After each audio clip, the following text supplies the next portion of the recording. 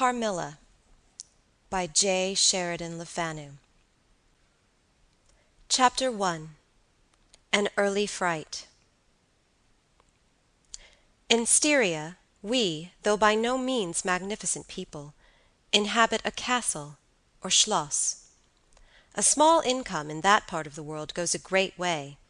800 or 900 a year does wonders. Scantily enough ours would have answered among wealthy people at home.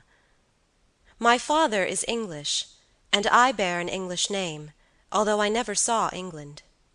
But here, in this lonely and primitive place, where everything is so marvelously cheap, I really don't see how ever so much more money would be at all materially adding to our comforts, or even luxuries.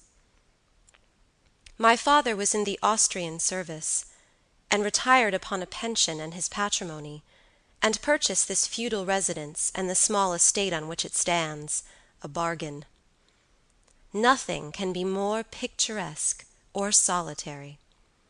It stands on a slight eminence in a forest. The road, very old and narrow, passes in front of its drawbridge, never raised in my time, and its moat stocked with perch and sailed over by many swans, and floating on its surface white fleets of water-lilies. Over all this the schloss shows its many-windowed front, its towers, and its Gothic chapel. The forest opens in an irregular and very picturesque glade before its gate, and at the right a steep Gothic bridge carries the road over a stream that winds in deep shadow through the wood. I have said that this is a very lonely place. Judge whether I say truth. Looking from the hall door towards the road, the forest in which our castle stands extends 15 miles to the right, and 12 to the left. The nearest inhabited village is about 7 of your English miles to the left. The nearest inhabited schloss of any historic associations is that of old General Spielsdorf, nearly 20 miles away to the right. I have said the nearest inhabited village, because there is only 3 miles westward, that is to say, in the direction of General Spielsdorf Schloss, a ruined village, with its quaint little church, now roofless, in the aisle of which are the mouldering tombs of the proud family of Karnstein, now extinct, who once owned the equally desolate chateau, which, in the thick of the forest, overlooks the silent ruins of the town. Respecting the cause of the desertion of this striking and melancholy spot, there is a legend which I shall relate to you another time. I must tell you now how very small is the party who constitute the inhabitants of our castle. I don't include servants, or those dependents who occupy rooms in the buildings attached to the schloss. Listen and wonder. My father, who was the kindest man on earth, but growing old, and I, at the date of my story, only 19. 8 years have passed since then. I and my father constituted the family at the schloss. My mother, a Styrian lady, died in my infancy, but I had a good-natured governess, who had been with me from, I might almost say, my infancy. I could not remember the time when her fat, benignant face was not a familiar picture in my memory. This was Madame Perrodon, a native of Berne, whose care and good nature now in part supplied to me the loss of my mother, whom I do not even remember, so early I lost her. She made a third at our little dinner party. There was a fourth, Mademoiselle de la Fontaine, a lady such as you term, I believe, a finishing governess. She spoke French and German, Madame Perrodon French and broken English, to which my father and I added English, which, partly to prevent its becoming a lost language among us, and partly from patriotic motives, we spoke every day. The consequence was a babel, at which strangers used to laugh, and which I shall make no attempt to reproduce in this narrative. and there were 2 or 3 young lady friends besides, pretty nearly of mine own age, who were occasional visitors, for longer or shorter terms, and these visits I sometimes returned. These were our regular social resources, but of course there were chance visits from neighbors of only 5 or 6 leagues distance. My life was, notwithstanding, rather a solitary one, I can assure you. My gouvernante had just so much control over me as you might conjecture such sage persons would have in the case of a rather spoiled girl, whose only parent allowed her pretty nearly her own way in everything. The first occurrence in my existence, which produced a terrible impression upon my mind, which, in fact, never has been effaced, was one of the very earliest incidents of my life which I can recollect. Some people will think it so trifling that it should not be recorded here. You will see, however, by and by, why I mention it.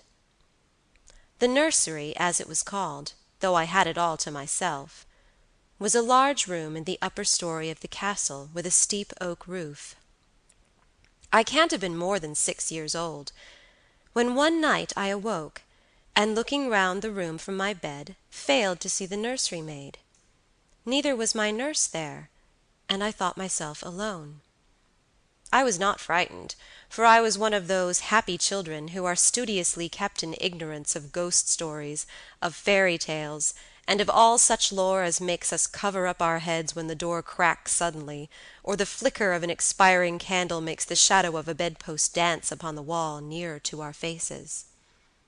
I was vexed and insulted at finding myself, as I conceived, neglected, and I began to whimper, preparatory to a hearty bout of roaring, when to my surprise I saw a solemn but very pretty face looking at me from the side of the bed. It was that of a young lady, who was kneeling with her hands under the coverlet. I looked at her with a kind of pleased wonder, and ceased whimpering. She caressed me with her hands, and lay down beside me on the bed, and drew me towards her, smiling. I felt immediately delightfully soothed, and fell asleep again. I was wakened by a sensation as if 2 needles ran into my breast very deep at the same moment, and I cried loudly. The lady started back, with her eyes fixed on me, and then slipped down upon the floor, and, as I thought, hid herself under the bed. I was now for the first time frightened, and I yelled with all my might and main. Nurse, nursery maid, housekeeper, all came running in, and hearing my story, they made light of it, soothing me all they could meanwhile. But, child as I was, I could perceive that their faces were pale with an unwonted look of anxiety, and I saw them look under the bed and about the room, and peep under tables and pluck open cupboards, and the housekeeper whispered to the nurse, "Lay your hand along that hollow in the bed. Someone did lie there, so sure as you did not. The place is still warm." I remember the nursery maid petting me, and all 3 examining my chest, where I told them I felt the puncture, and pronouncing that there was no sign visible that any such thing had happened to me.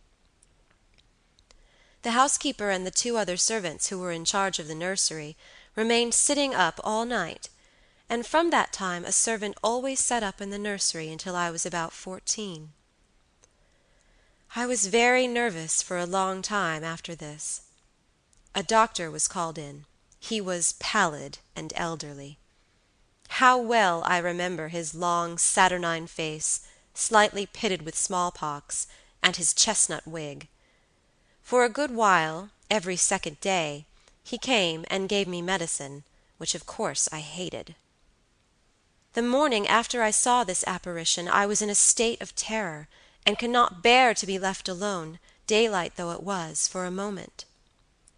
I remember my father coming up and standing at the bedside, and talking cheerfully, and asking the nurse a number of questions, and laughing very heartily at one of the answers, and patting me on the shoulder and kissing me, and telling me not to be frightened, that it was nothing but a dream, and could not hurt me.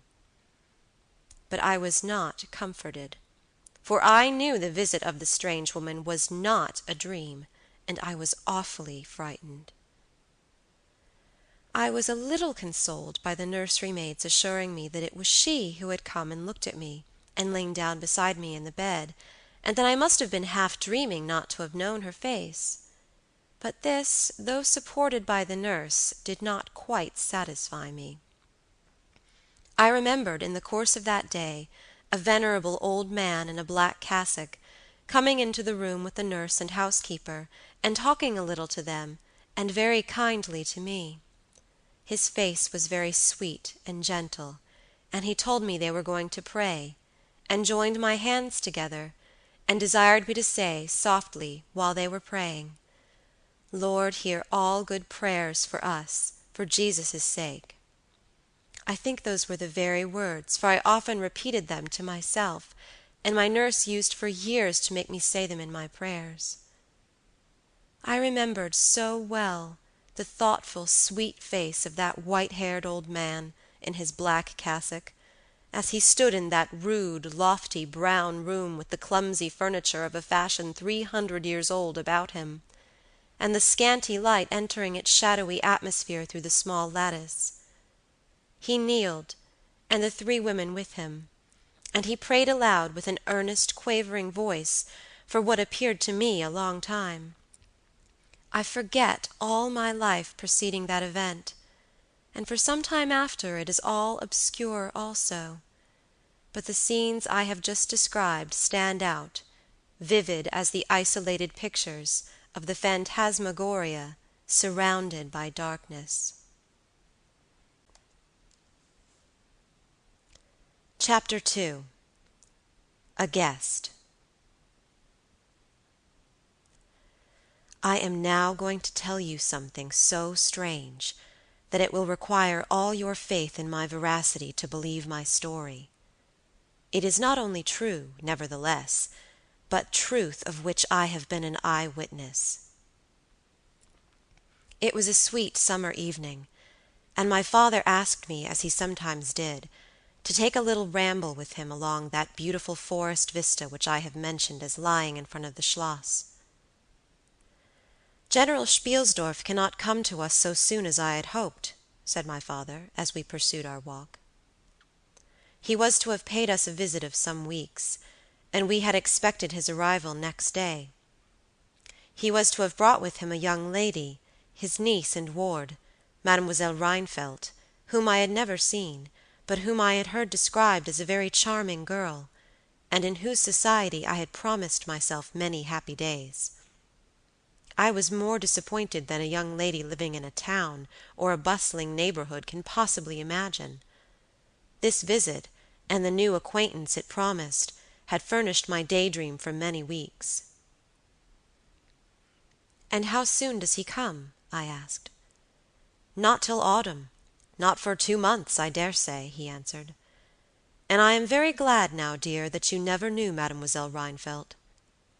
"And why?" I asked, both mortified and curious. "Because the poor young lady is dead," he replied. "I quite forgot I had not told you, but you were not in the room when I received the General's letter this evening." I was very much shocked. General Spielsdorf had mentioned in his first letter, 6 or 7 weeks before, that she was not so well as he would wish her, but there was nothing to suggest the remotest suspicion of danger. "Here is the General's letter," he said, handing it to me. "I am afraid he is in great affliction.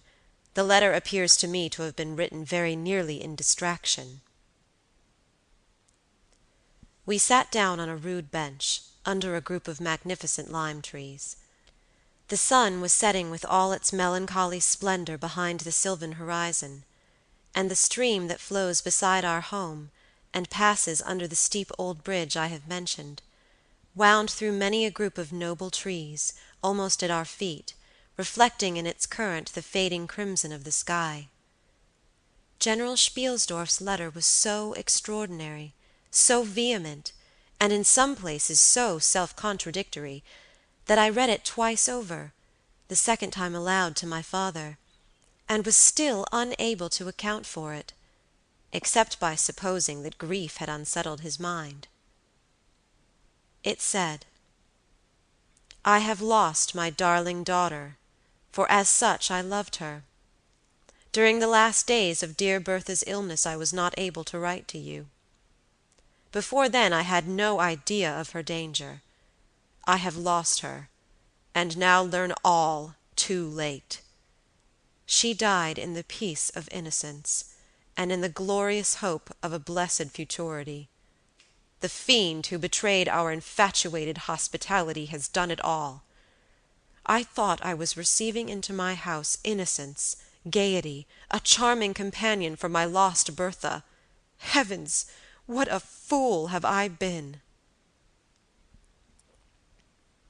I thank God my child died without a suspicion of the cause of her sufferings. She is gone without so much as conjecturing the nature of her illness and the accursed passion of the agent of all this misery. I devote my remaining days to tracking and extinguishing a monster. I am told I may hope to accomplish my righteous and merciful purpose. At present there is scarcely a gleam of light to guide me. I curse my conceited incredulity, my despicable affectation of superiority, my blindness, my obstinacy, all too late. I cannot write or talk collectedly now. I am distracted. So soon as I shall have a little recovered, I mean to devote myself for a time to enquiry, which may possibly lead me as far as Vienna. Some time in the autumn, 2 months hence, or earlier if I live, I will see you. That is, if you permit me. I will then tell you all that I scarce dare put upon paper now. Farewell. Pray for me, dear friend." In these terms ended this strange letter. Though I had never seen Bertha Rheinfeldt, my eyes filled with tears at the sudden intelligence. I was startled, as well as profoundly disappointed. The sun had now set, and it was twilight by the time I had returned the General's letter to my father. It was a soft, clear evening, and we loitered, speculating upon the possible meanings of the violent and incoherent sentences which I had just been reading. We had nearly a mile to walk before reaching the road that passes the Schloss in front, and by that time the moon was shining brilliantly. At the drawbridge we met Madame Perrodon and Mademoiselle de la Fontaine, who had come out without their bonnets to enjoy the exquisite moonlight. We heard their voices gabbling in animated dialogue as we approached. We joined them at the drawbridge, and turned about to admire with them the beautiful scene. The glade through which we had just walked lay before us. At our left, the narrow road wound away under clumps of lordly trees, and was lost to sight amid the thickening forest. At the right the same road crosses the steep and picturesque bridge, near which stands a ruined tower which once guarded that pass, and beyond the bridge an abrupt eminence rises, covered with trees, and showing in the shadows some gray ivy-clustered rocks. Over the sward and low grounds a thin film of mist was stealing like smoke, marking the distances with a transparent veil, and here and there we could see the river faintly flashing in the moonlight. No softer, sweeter scene could be imagined. The news I had just heard made it melancholy, but nothing could disturb its character of profound serenity and the enchanted glory and vagueness of the prospect. My father, who enjoyed the picturesque, and I stood looking in silence over the expanse beneath us. The 2 good governesses, standing a little way behind us, discoursed upon the scene, and were eloquent upon the moon. Madame Perrodon was fat, middle-aged, and romantic, and talked and sighed poetically. Mademoiselle de la Fontaine, in right of her father, who was a German, assumed to be psychological, metaphysical, and something of a mystic, now declared that when the moon shone with a light so intense it was well known that it indicated a special spiritual activity. the effect of the full moon in such a state of brilliancy was manifold. It acted on dreams. It acted on lunacy. It acted on nervous people. It had marvelous physical influences connected with life. Mademoiselle related that her cousin, who was mate of a merchant ship, having taken a nap on deck on such a night, lying on his back, with his face full in the light of the moon, had wakened, after a dream of an old woman clawing him by the cheek, with his features horribly drawn to one side, and his countenance had never quite recovered his equilibrium. "The moon this night," she said, "is full of idyllic and magnetic influence. And see, when you look behind you at the front of the schloss, how all its windows flash and twinkle with that silvery splendor, as if unseen hands had lighted up the rooms to receive fairy guests." There are indolent styles of the spirits, in which, indisposed to talk ourselves, the talk of others is pleasant to our listless ears, and I gazed on, pleased with the tinkle of the ladies' conversation. "I have got into one of my moping moods to-night," said my father, after a silence, and quoting Shakespeare, whom, by way of keeping up our English, he used to read aloud, he said, "In truth, I know not why I am so sad.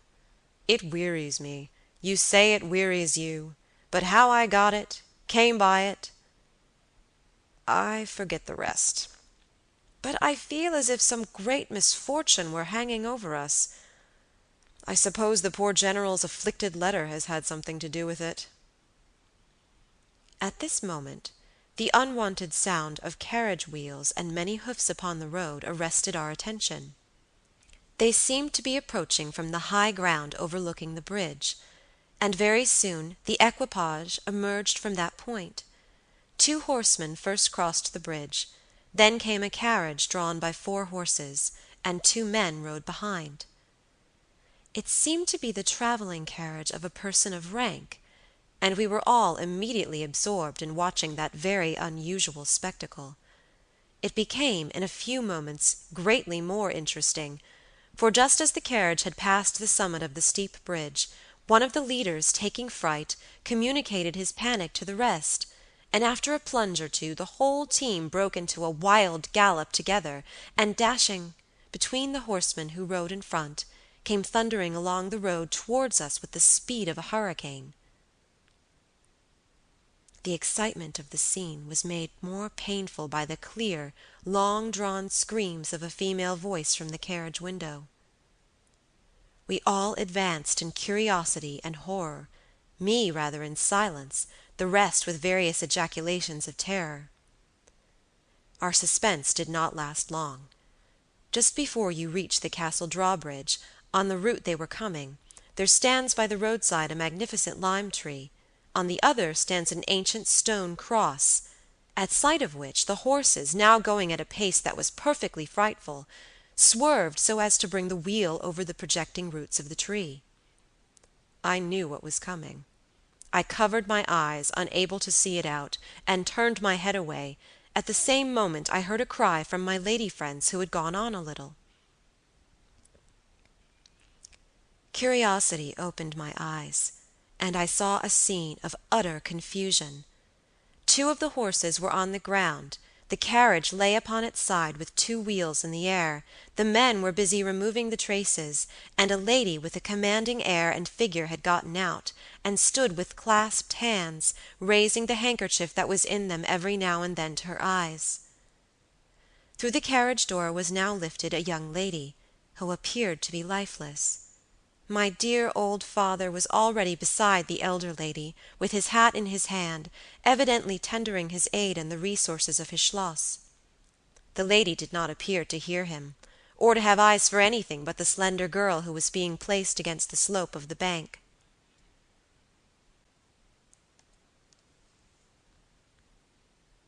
I approached. The young lady was apparently stunned, but she was certainly not dead.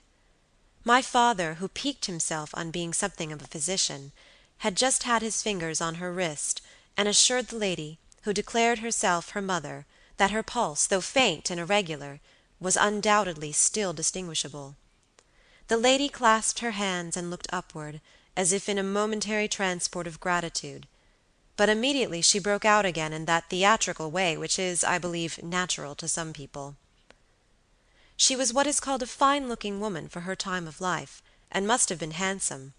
She was tall, but not thin, and dressed in black velvet, and looked rather pale, but with a proud and commanding countenance, though now agitated strangely. "Who was ever being so born to calamity?" I heard her say, with clasped hands, as I came up. "Here am I, on a journey of life and death, in prosecuting which to lose an hour is possibly to lose all. My child will not have recovered sufficiently to resume her route for who can say how long? I must leave her. I cannot, dare not delay.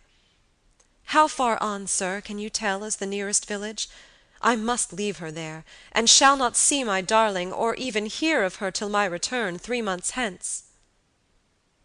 I plucked my father by the coat, and whispered earnestly in his ear, "Oh, papa, pray ask her to let her stay with us. It would be so delightful. Do, pray." "If madame will entrust her child to the care of my daughter, and of her good gouvernante, Madame Perrodon, and permit her to remain as our guest, under my charge, until her return, it will confer a distinction and an obligation upon us, and we shall treat her with all the care and devotion which so sacred a trust deserves." "I cannot do that, sir. It would be to task your kindness and chivalry too cruelly," said the lady, distractedly. "It would, on the contrary, be to confer on us a very great kindness at the moment when we most need it. My daughter has just been disappointed by a cruel misfortune, in a visit from which she had long anticipated a great deal of happiness. If you confide this young lady to our care, it will be her best consolation. The nearest village on your route is distant, and affords no such inn as you could think of placing your daughter at. You cannot allow her to continue her journey for any considerable distance without danger. If, as you say, you cannot suspend your journey, you must part with her tonight, and nowhere could you do so with more honest assurances of care and tenderness than here." There was something in this lady's air and appearance so distinguished, and even imposing, and in her manner so engaging, as to impress one, quite apart from the dignity of her equipage, with a conviction that she was a person of consequence.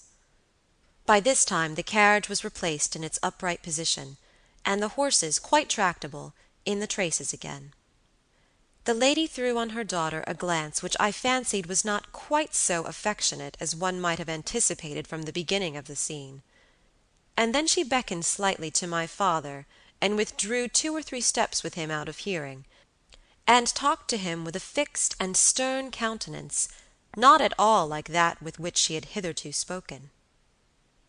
I was filled with wonder that my father did not seem to perceive the change, and also unspeakably curious to learn what it could be that she was speaking, almost in his ear, with so much earnestness and rapidity. 2 or 3 minutes at most, I think, she remained thus employed. Then she turned, and a few steps brought her to where her daughter lay, supported by Madame Perrodon. She kneeled beside her for a moment, and whispered, as Madame supposed, a little benediction in her ear. Then, hastily kissing her, she stepped into her carriage, the door was closed, the footmen in stately liveries jumped up behind, the outriders spurred on, the postilions cracked their whips, the horses plunged and broke suddenly into a furious canter that threatened soon again to become a gallop, and the carriage whirled away, followed at the same rapid pace by the 2 horsemen in the rear. Chapter 3. We compare notes. We followed the cortege with our eyes until it was swiftly lost to sight in the misty wood, and the very sound of the hoofs and the wheels died away in the silent night air. Nothing remained to assure us that the adventure had not been an illusion of a moment, but the young lady, who just at that moment opened her eyes. I could not see, for her face was turned from me, but she raised her head, evidently looking about her, and I heard a very sweet voice ask complainingly, "Where is Mamma?" Our good Madame Perrodon answered tenderly, and added some comfortable assurances. I then heard her ask, "Where am I? What is this place?"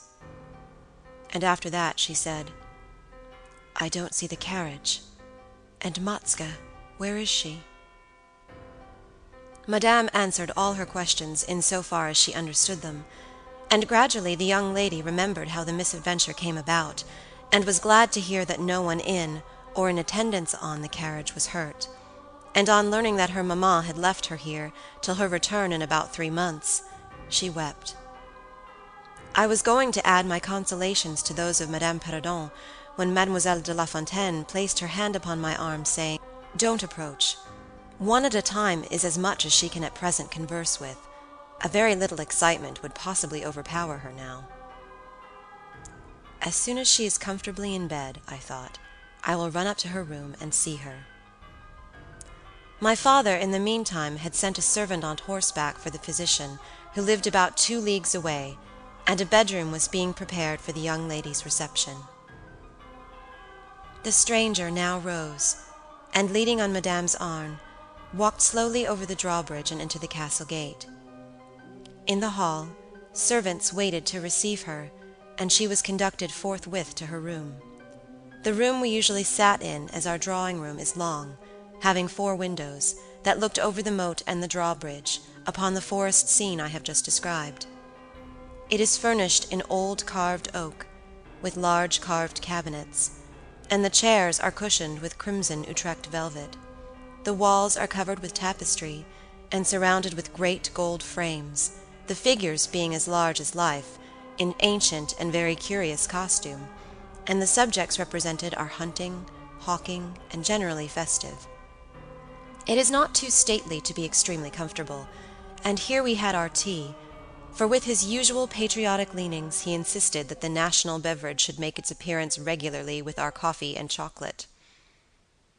We sat here this night, and with candles lighted, were talking over the adventure of the evening. Madame Perrodon and Mademoiselle de La Fontaine were both part of our party. The young stranger had hardly lain down in her bed when she sank into a deep sleep, and those ladies had left her in the care of a servant.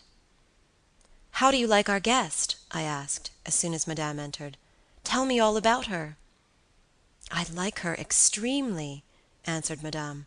"She is, I almost think, the prettiest creature I ever saw, about your age, and so gentle and nice." "She is absolutely beautiful," threw in Mademoiselle, who had peeped for a moment into the stranger's room. "And such a sweet voice," added Madame Perrodon. "Did you remark a woman in the carriage after it was set up again who did not get out?" inquired Mademoiselle, "but only looked from the window?" "No, we had not seen her." Then she described a hideous black woman, with a sort of colored turban on her head, and who was gazing all the time from the carriage window, nodding and grinning derisively toward the ladies, with gleaming eyes and large white eyeballs, and her teeth set as if in fury. "Did you remark what an ill-looking pack of men the servants were?" asked Madame. "Yes," said my father, who had just come in, "ugly, hang-dog-looking fellows as ever I beheld in my life. I hope they mayn't rob the poor lady in the forest. They are clever rogues, however. They got everything to rights in a minute." "I dare say they are worn out with too long traveling," said Madame.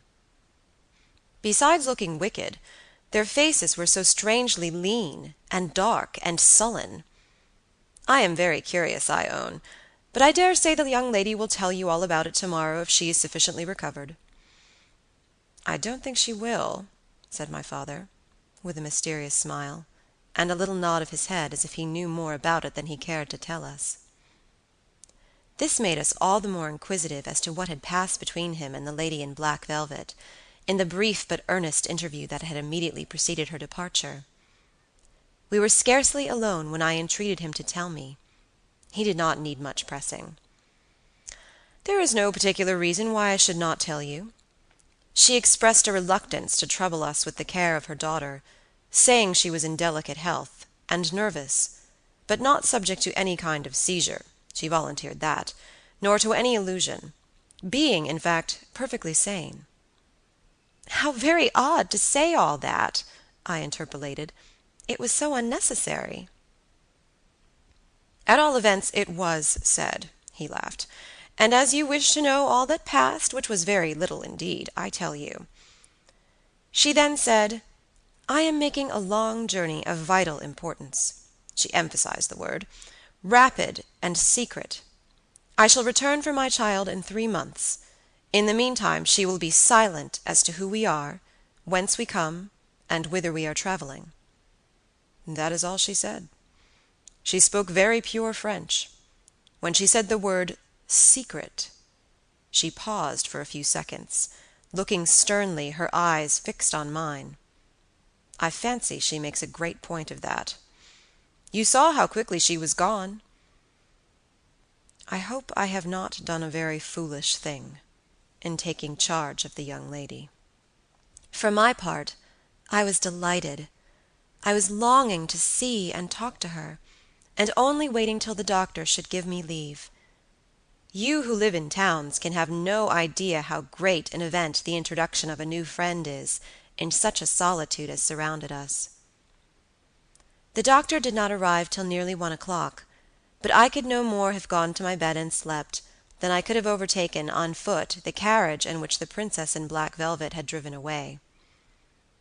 When the physician came down to the drawing-room, it was to report very favorably upon his patient. She was now sitting up, her pulse quite regular, apparently perfectly well. She had sustained no injury, and the little shock to her nerves had passed away quite harmlessly.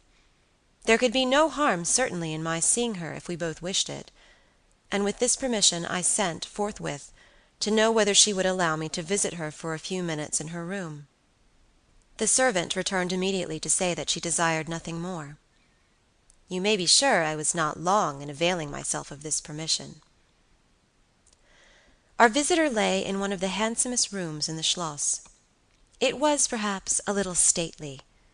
There was a sombre piece of tapestry opposite the bed, representing Cleopatra with the asps to her bosom, and other solemn classic scenes were displayed, a little faded, upon the other walls. But there was gold carving, and rich and varied color enough in the other decorations of the room to more than redeem the gloom of the old tapestry. There were candles at the bedside. She was sitting up, her slender, pretty figure enveloped in the soft silk dressing-gown embroidered with flowers and lined with thick quilted silk, which her mother had thrown over her feet as she lay on the ground. What was it that, as I reached the bedside and had just begun my little greeting, struck me dumb in a moment, and made me recoil a step or two from before her? I will tell you. I saw the very face which had visited me in my childhood at night, and which remained so fixed in my memory, and on which I had for so many years so often ruminated with horror, when no one suspected of what I was thinking. It was pretty, even beautiful, and when I first beheld it, wore the same melancholy expression. But this almost instantly lighted into a strange fixed smile of recognition. There was a silence of fully a minute, and then at length she spoke. I could not. "How wonderful!" she exclaimed. "12 years ago I saw your face in a dream, and it has haunted me ever since." "Wonderful indeed!" I repeated, overcoming with an effort the horror that had for a time suspended my utterances. 12 years ago, in vision or reality, I certainly saw you. I could not forget your face. It has remained before my eyes ever since." Her smile had softened. Whatever I had fancied strange in it was gone, and it and her dimpling cheeks were now delightfully pretty and intelligent. I felt reassured, and continued more in the vein which hospitality indicated, to bid her welcome, and to tell her how much pleasure her accidental arrival had given us all, and especially what a happiness it was to me. I took her hand as I spoke. I was a little shy, as lonely people are, but the situation made me eloquent and even bold. She pressed my hand, she laid hers upon it, and her eyes glowed, as looking hastily into mine she smiled again, and blushed. She answered my welcome very prettily. I sat down beside her, still wondering, and she said, "I must tell you my vision about you. It is so very strange that you and I should have had, each of the other, so vivid a dream, that each should have seen, I you, and you me, looking as we do now, when of course we were both mere children. I was a child, about 6 years old, and I awoke from a confused and troubled dream, and found myself in a room unlike my nursery, wainscoted clumsily in some dark wood, and with cupboards and bedsteads and chairs and benches placed about it. The beds were, I thought, all empty, and the room itself without anyone but myself in it, and I, after looking about me for some time, and admiring especially an iron candlestick with 2 branches, which I should certainly know again, crept under one of the beds to reach the window. But as I got from under the bed, I heard someone crying, and looking up, while I was still upon my knees, I saw you, most assuredly you, as I see you now, a beautiful young lady, with golden hair and large blue eyes, and lips, your lips, you as you are here. Your looks won me. I climbed on the bed and put my arms about you, and I think we both fell asleep. I was aroused by a scream. You were sitting up, screaming. I was frightened, and slipped down upon the ground, and it seemed to me lost consciousness for a moment, and when I came to myself I was again in my nursery at home. Your face I have never forgotten since. I could not be misled by the mere resemblance. You are the lady whom I saw then. It was now my turn to relate my corresponding vision, which I did to the undisguised wonder of my new acquaintance. "I don't know which should be most afraid of the other," she said again, smiling. "If you were less pretty, I think I should be very much afraid of you. But being as you are, and you and I both so young, I feel only that I have made your acquaintance 12 years ago, and have already a right to your intimacy. At all events, it does seem as if we were destined from our earliest childhood to be friends. I wonder whether you feel as strangely drawn towards me as I do to you. I have never had a friend. Shall I find one now?" She sighed, and her fine dark eyes gazed passionately on me. Now the truth is, I felt rather unaccountably towards the beautiful stranger. I did feel, as she said, drawn towards her, but there was also something of repulsion. In this ambiguous feeling, however, the sense of attraction immensely prevailed. She interested and won me. She was so beautiful, and so indescribably engaging. I perceived now something of languor and exhaustion stealing over her, and hastened to bid her good night. "The doctor thinks," I added, "that you ought to have a maid sit up with you tonight. One of ours is waiting, and you will find her a very useful and quiet creature." "How kind of you! But I could not sleep. I never could with an attendant in the room. I shan't require any assistance. And shall I confess my weakness? I am haunted with a terror of robbers. Our house was robbed once, and 2 servants murdered, so I always lock my door. It has become a habit. And you look so kind, I know you will forgive me. I see there is a key in the lock." She held me close in her pretty arms for a moment, and whispered in my ear, "Good night, darling. It is very hard to part with you, but good night. Tomorrow, but not early, I shall see you again." She sank back on the pillow with a sigh, and her fine eyes followed me with a fond and melancholy gaze, and she murmured again, "Good night, dear friend." Young people like, and even love, on impulse. I was flattered by the evident, though as yet undeserved, fondness she showed me. I liked the confidence with which she at once received me. She was determined that we should be very near friends. Next day came, and we met again. I was delighted with my companion, that is to say, in many respects. Her looks lost nothing in daylight. She was most certainly the most beautiful creature I had ever seen, and the unpleasant remembrance of the face presented in my early dream had lost the effect of the first unexpected recognition. She confessed that she had experienced a similar shock on seeing me, and precisely the same faint antipathy that had mingled with my admiration of her. We now laughed together over our momentary horrors. Chapter 4. Her habits. A saunter. I told you that I was charmed with her in most particulars. There were some that did not please me so well. She was above the middle height of women. I shall begin by describing her. She was slender and wonderfully graceful, except that her movements were languid, very languid. Indeed, there was nothing in her appearance to indicate an invalid. Her complexion was rich and brilliant, her features were small and beautifully formed, her eyes large, dark, and lustrous.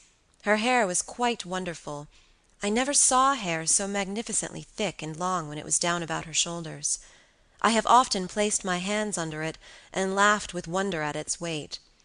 It was exquisitely fine and soft, and in color a rich, very dark brown, with something of gold. I loved to let it down, tumbling with its own weight, as in her room she lay back in her chair talking in her sweet low voice. I used to fold and braid it, and spread it out and play with it. Heavens! If I had but known all. I said there were particulars which did not please me. I have told you that her confidence won me the first night I saw her, but I found that she exercised with respect to herself, her mother, her history, everything, in fact, connected with her life, plans, and people, an ever wakeful reserve. I dare say I was unreasonable. Perhaps I was wrong. I dare say I ought to have respected the solemn injunction laid upon my father by the stately lady in black velvet. But curiosity is a restless and unscrupulous passion, and no one girl can endure with patience that hers should be baffled by another. What harm could it do anyone to tell me what I so ardently desired to know? Had she no trust in my good sense or honor? Why would she not believe me when I assured her so solemnly that I would not divulge one syllable of what she told me to any mortal breathing? There was a coldness, it seemed to me, beyond her years, in her smiling, melancholy, persistent refusal to afford me the least ray of light. I cannot say we quarreled upon this point, for she would not quarrel upon any. It was, of course, very unfair of me to press her, very ill-bred, but really I could not help it, and I might just as well have let it alone. What she did tell me amounted, in my unconscionable estimation, to nothing. It was all summed up in 3 very vague disclosures. First, her name was Carmilla. Second, her family was very ancient and noble. Third, her home lay in the direction of the west. She would not tell me the name of her family, nor their armorial bearings, nor the name of their estate, nor even that of the country they lived in. You are not to suppose that I worried her incessantly on these subjects.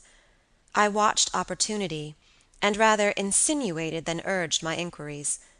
Once or twice, indeed, I did attack her more directly, but no matter what my tactics, utter failure was invariably the result. Reproaches and caresses were all lost upon her.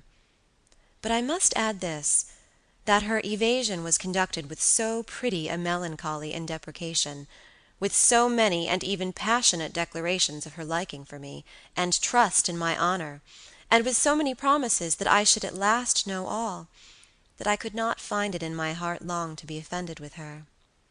She used to place her pretty arms around my neck, draw me to her, and laying her cheek to mine, murmur with her lips near my ear, "Dearest, your little heart is wounded.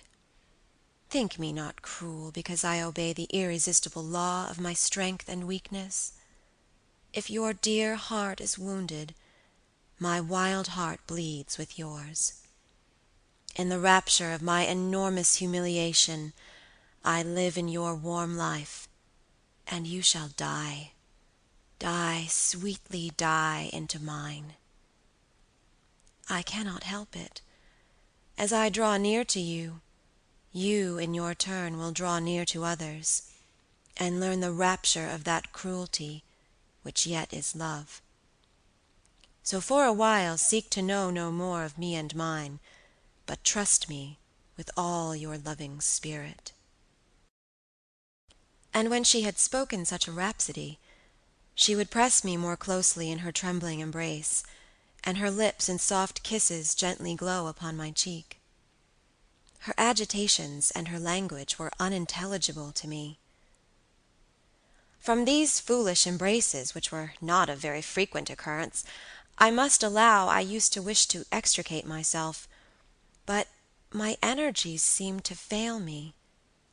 Her murmured words sounded like a lullaby in my ear, and soothed my resistance into a trance, from which I only seemed to recover myself when she withdrew her arms. In these mysterious moods I did not like her. I experienced a strange, tumultuous excitement that was pleasurable, ever and anon, mingled with a vague sense of fear and distrust.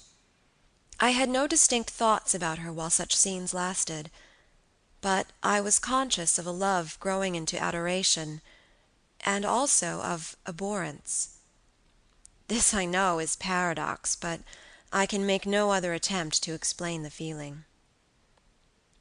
I now write, after an interval of more than 10 years, with a trembling hand, with a confused and horrible recollection of certain occurrences and situations, in the ordeal through which I was unconsciously passing, though with a very vivid and sharp remembrance of the main current of my story. But, I suspect, in all lives there are certain emotional scenes, those in which our passions have been most wildly and terribly roused, that are of all others the most vaguely and dimly remembered. Sometimes, after an hour of apathy, my strange and beautiful companion would take my hand and hold it with a fond pressure, renewed again and again. Blushing softly, gazing in my face with languid and burning eyes, and breathing so fast that her dress rose and fell with the tumultuous respiration. It was like the ardor of a lover. It embarrassed me. It was hateful, and yet overpowering. And with gloating eyes she drew me to her, and her hot lips traveled along my cheek in kisses, and she would whisper, almost in sobs, "You are mine. You shall be mine. You and I are one forever." Then she had thrown herself back in her chair, with her small hands over her eyes, leaving me trembling. "Are we related?" I used to ask.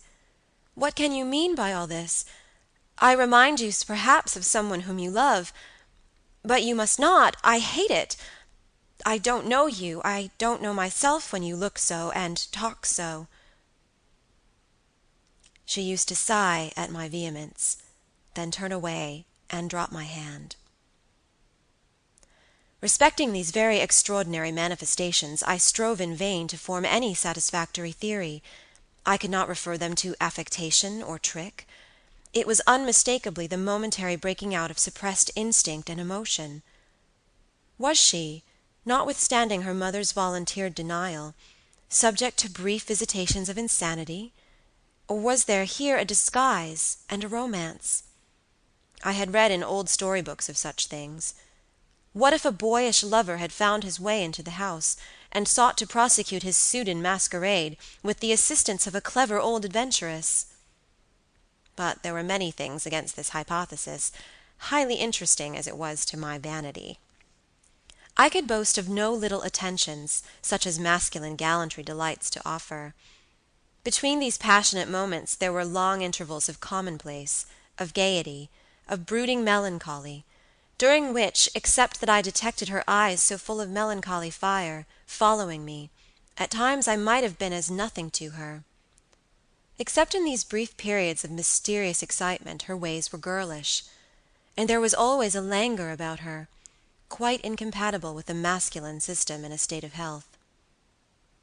In some respects her habits were odd, perhaps not so singular in the opinion of a town lady like you, as they appeared to us rustic people. She used to come down very late, generally not till 1 o'clock. She would then take a cup of chocolate, but eat nothing. We then went out for a walk, which was a mere saunter, and she seemed almost immediately exhausted, and either returned to the schloss or sat on one of the benches that were placed here and there among the trees. This was a bodily languor in which her mind did not sympathize. She was always an animated talker, and very intelligent. She sometimes alluded for a moment to her own home, or mentioned an adventure or situation, or an early recollection which indicated a people of strange manners, and described customs of which we knew nothing. I gathered from these chance hints that her native country was much more remote than I had at first fancied. As we sat thus one afternoon under the trees, a funeral passed us by. It was that of a pretty young girl, whom I had often seen, the daughter of one of the rangers of the forest. The poor man was walking behind the coffin of his darling. She was his only child, and he looked quite heartbroken. Peasants walking two and two came behind. They were singing a funeral hymn. I rose to mark my respect as they passed, and joined in the hymn they were very sweetly singing. My companion shook me a little roughly, and I turned surprised. She said brusquely, "Don't you perceive how discordant that is?" "I think it very sweet, on the contrary," I answered, vexed at the interruption, and very uncomfortable lest the people who composed the little procession should observe and resent what was passing. I resumed, therefore, instantly, and was again interrupted. "You pierce my ears," said Carmilla, almost angrily, and stopping her ears with her tiny fingers. "Besides, how can you tell that your religion and mine are the same? Your forms wound me, and I hate funerals. What a fuss! Why, you must die, everyone must die, and all are happier when they do. Come home." "My father has gone on with the clergyman to the churchyard. I thought you knew she was to be buried today." "She? I don't trouble my head about peasants. I don't know who she is," answered Carmilla, with a flash from her fine eyes. "She is the poor girl who fancied she saw a ghost a fortnight ago, and has been dying ever since, till yesterday, when she expired." "Tell me nothing about ghosts. I shan't sleep tonight if you do." "I hope there is no plague or fever coming. All this looks very like it," I continued. "The swineherd's young wife died only a week ago, and she thought something seized her by the throat as she lay in her bed, and nearly strangled her. Papa says some horrible fancies do accompany some forms of fever. She was quite well the day before. She sank afterwards, and died before a week."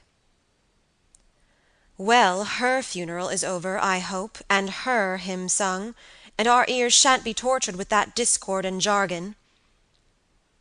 It has made me nervous. Sit down here, beside me.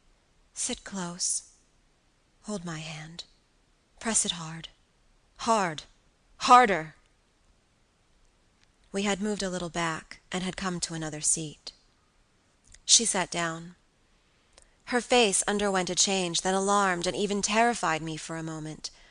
It darkened, and became horribly livid. Her teeth and hands were clenched, and she frowned and compressed her lips, while she stared down upon the ground at her feet, and trembled all over with a continued shudder as irrepressible as ague. All her energy seemed strained to suppress a fit, with which she was then breathlessly tugging. And at length a low convulsive cry of suffering broke from her, and gradually the hysteria subsided. "There, that comes of strangling people with hymns," she said at last. Hold me still. It is passing away." And so gradually it did, and perhaps to dissipate the somber impression which this spectacle had left upon me, she became unusually animated and chatty, and so we got home. This was the first time I had seen her exhibit any definable symptoms of that delicacy of health which her mother had spoken of. It was the first time also I had seen her exhibit anything like temper. Both passed away like a summer cloud, and never but once afterwards did I witness on her part a momentary sign of anger. I will tell you how it happened. She and I were looking out of one of the long drawing-room windows, when there entered the courtyard over the drawbridge the figure of a wanderer whom I knew very well. He used to visit the Schloss generally twice a year.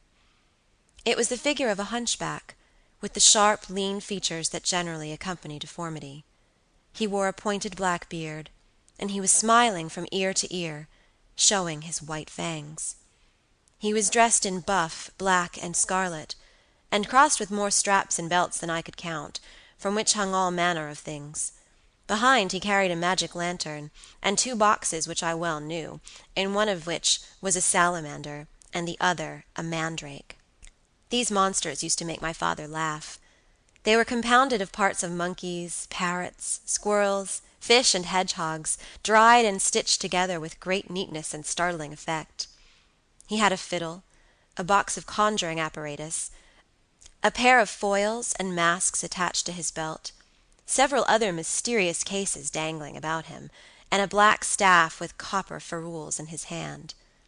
His companion was a rough, spare dog that followed at his heels, but stopped short, suspiciously, at the drawbridge, and in a little while began to howl dismally. In the meantime, the mountebank, standing in the midst of the courtyard, raised his grotesque hat and made us a very ceremonious bow, paying his compliments very volubly in execrable French, and German not much better.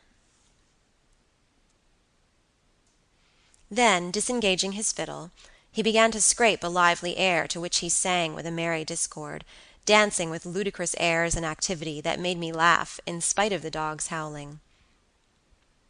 Then he advanced to the window with many smiles and salutations, and his hat in his left hand, his fiddle under his arm, and with a fluency that never took breath, he gabbled a long advertisement of all his accomplishments, and the resources of the various arts which he placed at our service, and the curiosities and entertainments which it was in his power, at our bidding, to display.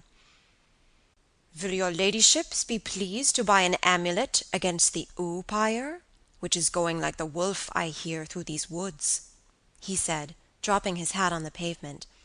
"They are dying of it right and left, and here is a charm that never fails, only pinned to the pillow, and you may laugh in his face." These charms consisted of oblong slips of vellum, with cabalistic ciphers and diagrams upon them. Carmilla instantly purchased one, and so did I. He was looking up, and we were smiling down upon him, amused. At least, I can answer for myself. His piercing black eye, as he looked up in our faces, seemed to detect something that fixed for a moment his curiosity. In an instant he unrolled a leather case, full of all manner of odd little steel instruments. "See here, my lady," he said, displaying it, and addressing me. "I profess, among other things less useful, the art of dentistry." "Plague take the dog!" he interpolated. "Silence, beast! He howls so that your ladyships can scarcely hear a word." "Your noble friend, the young lady at your right, has the sharpest tooth, long, thin, pointed, like an awl, like a needle. With my sharp and long sight, as I look up, I have seen it distinctly.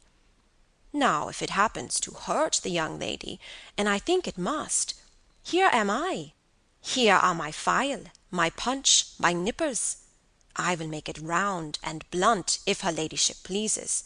No longer the tooth of a fish, but of a beautiful young lady as she is. Hey, is the young lady displeased? Have I been too bold? Have I offended her?" The young lady, indeed, looked very angry as she drew back from the window. "How dare that mountebank insult us so? Where is your father? I shall demand redress from him. My father would have had the wretch tied up to the pump and flogged with a cart-whip and burnt to the bones with the cattle-brand." She retired from the window a step or two, and sat down, and had hardly lost sight of the offender when her wrath subsided as suddenly as it had risen, and she gradually recovered her usual tone, and seemed to forget the little hunchback and his follies. My father was out of spirits that evening.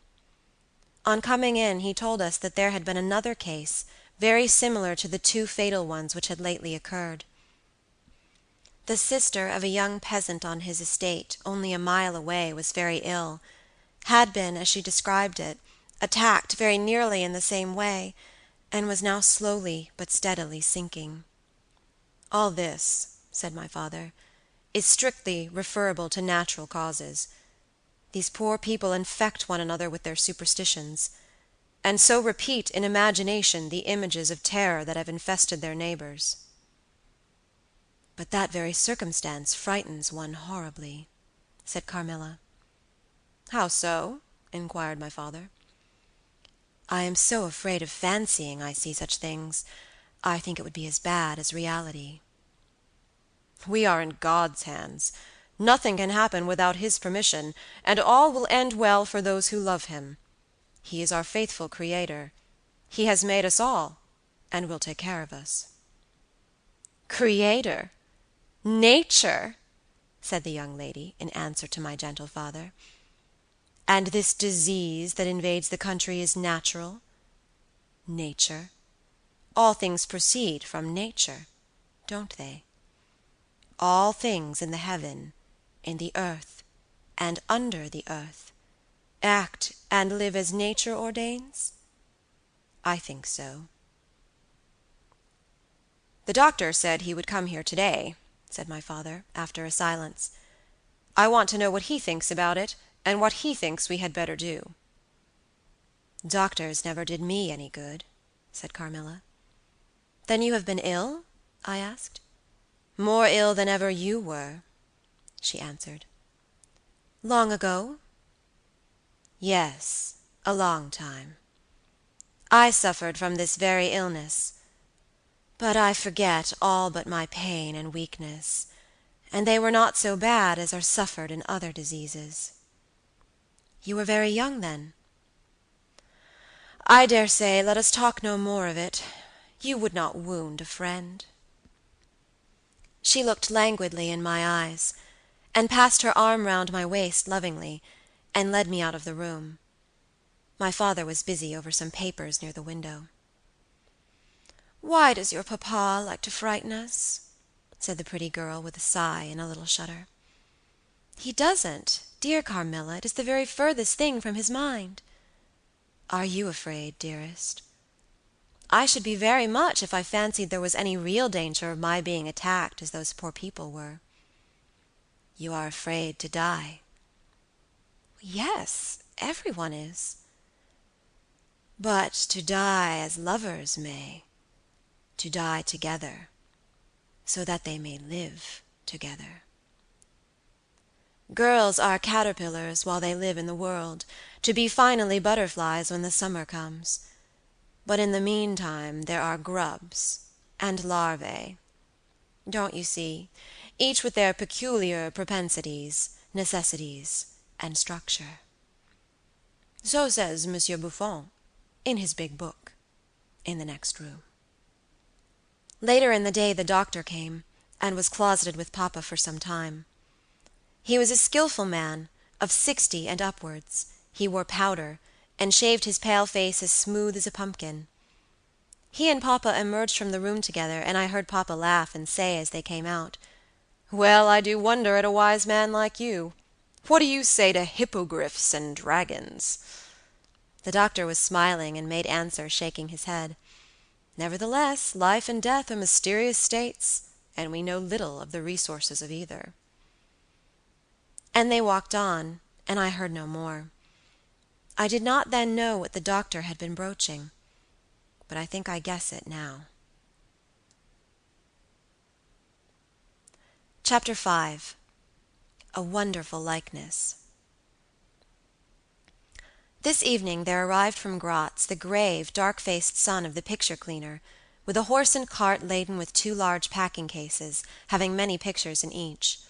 It was a journey of 10 leagues, and whenever a messenger arrived at the Schloss from our little capital of Gratz, we used to crowd about him in the hall to hear the news. This arrival created in our secluded quarters quite a sensation. The cases remained in the hall, and the messenger was taken charge of by the servants till he had eaten his supper. Then, with assistants, and armed with hammer, ripping chisel, and turn-screw, he met us in the hall, where we had assembled to witness the unpacking of the cases. Carmilla sat looking listlessly on, while one after the other the old pictures, nearly all portraits, which had undergone the process of renovation, were brought to light. My mother was of an old Hungarian family, and most of these pictures, which were about to be restored to their places, had come to us through her. My father had a list in his hand from which he read, as the artist rummaged out the corresponding numbers. I don't know that the pictures were very good, but they were undoubtedly very old, and some of them very curious also. They had for the most part the merit of being now seen by me, I may say, for the first time, for the smoke and dust of time had all but obliterated them. "There is a picture I have not yet seen," said my father. "In one corner at the top of it is the name, as well as I could read, Marcia Karnstein, and the date 1698, and I am curious to see how it has turned out." I remembered it. It was a small picture, about 1.5 feet high, and nearly square, without a frame, but it was so blackened by age I could not make it out. The artist now produced it, with evident pride. It was quite beautiful. It was startling. It seemed to live. It was the effigy of Carmilla. "Carmilla, dear, here is an absolute miracle. Here you are, living, smiling, ready to speak in this picture. Isn't it beautiful, Papa? And see, even the little mole on her throat." My father laughed and said, "Certainly it is a wonderful likeness." But he looked away, and to my surprise seemed but little struck by it, and went on talking to the picture cleaner, who was also something of an artist, and discoursed with intelligence about the portraits or other works, which his art had just brought into light and color, while I was more and more lost in wonder the more I looked at the picture. "Will you let me hang this picture in my room, Papa?" I asked. "Certainly, dear," he said, smiling. "I am very glad you think it so like. It must be prettier even than I thought, if it is." The young lady did not acknowledge this pretty speech, did not seem to hear it. She was leaning back in her seat, her fine eyes under their long lashes gazing on me in contemplation, and she smiled in a kind of rapture. "And now you can read quite plainly the name that is written in the corner. It is not Marcia. It looks as if it was done in gold. The name is Mircalla, Countess Karnstein, and this is a little coronet over and underneath A.D. 1698. I am descended from the Karnsteins. That is, Mamma was." "Ah," said the lady, languidly. "So am I think. A very long descent, very ancient. Are there any Karnsteins living now?" "None who bear the name, I believe. The family were ruined, I believe, in some civil wars long ago, but the ruins of the castle are only about 3 miles away." "How interesting," she said languidly. "But see, what beautiful moonlight." She glanced through the hall door, which stood a little open. "Suppose you take a little ramble around the court, and look down at the road and river." "It is so like the night you came to us," I said. She sighed, smiling. She rose, and with each her arm about the other's waist, we walked out upon the pavement. In silence, slowly we walked down to the drawbridge where the beautiful landscape opened before us. "And so you were thinking of the night I came here," she almost whispered. "Are you glad I came?" "Delighted, dear Carmilla," I answered. "And you asked for the picture you think like me to hang in your room," she murmured with a sigh, as she drew her arm closer about my waist, and let her pretty head sink upon my shoulder. "How romantic you are, Carmilla," I said. "Whenever you tell me your story, it will be made up chiefly of some one great romance." She kissed me silently.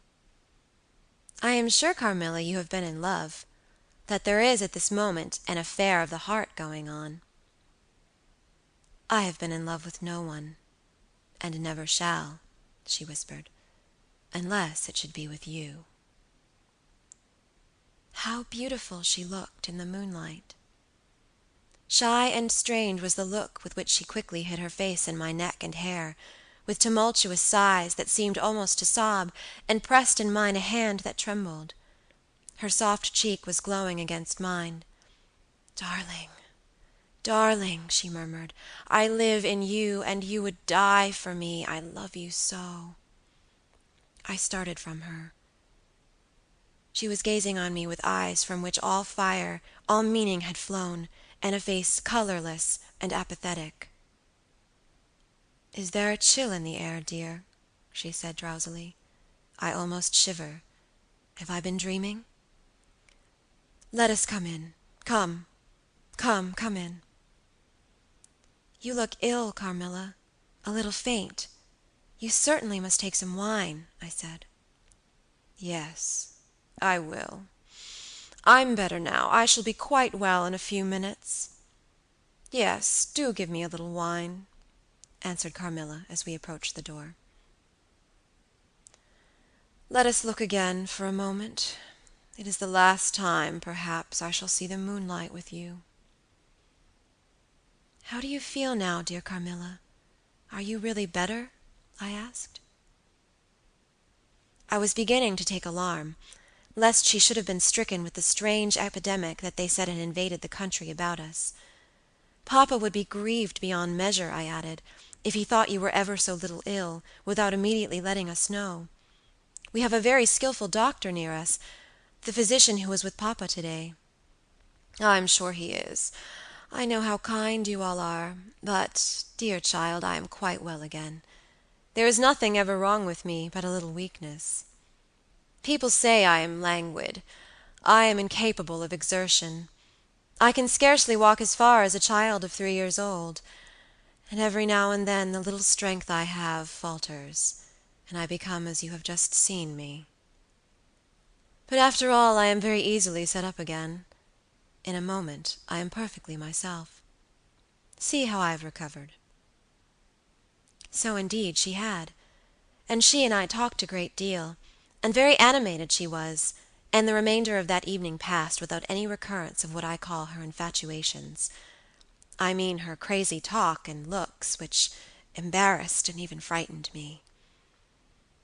But there occurred that night an event which gave my thoughts quite a new turn, and seemed to startle even Carmilla's languid nature into momentary energy.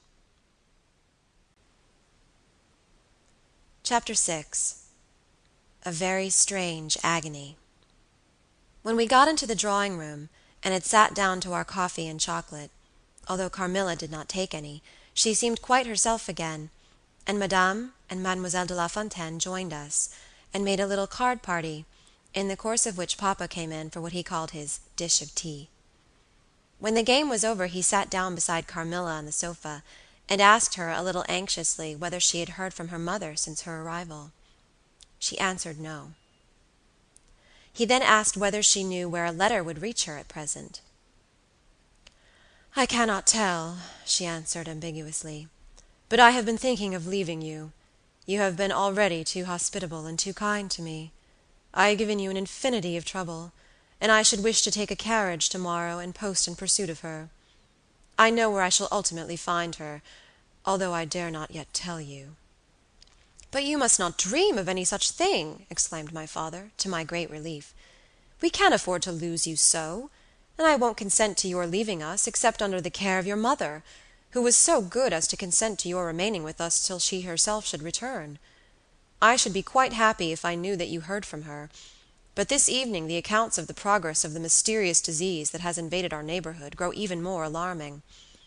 And my beautiful guest, I do feel the responsibility, unaided by advice from your mother, very much. But I shall do my best, and one thing is certain, that you must not think of leaving us without her distinct direction to that effect. We should suffer too much in parting from you to consent to it easily."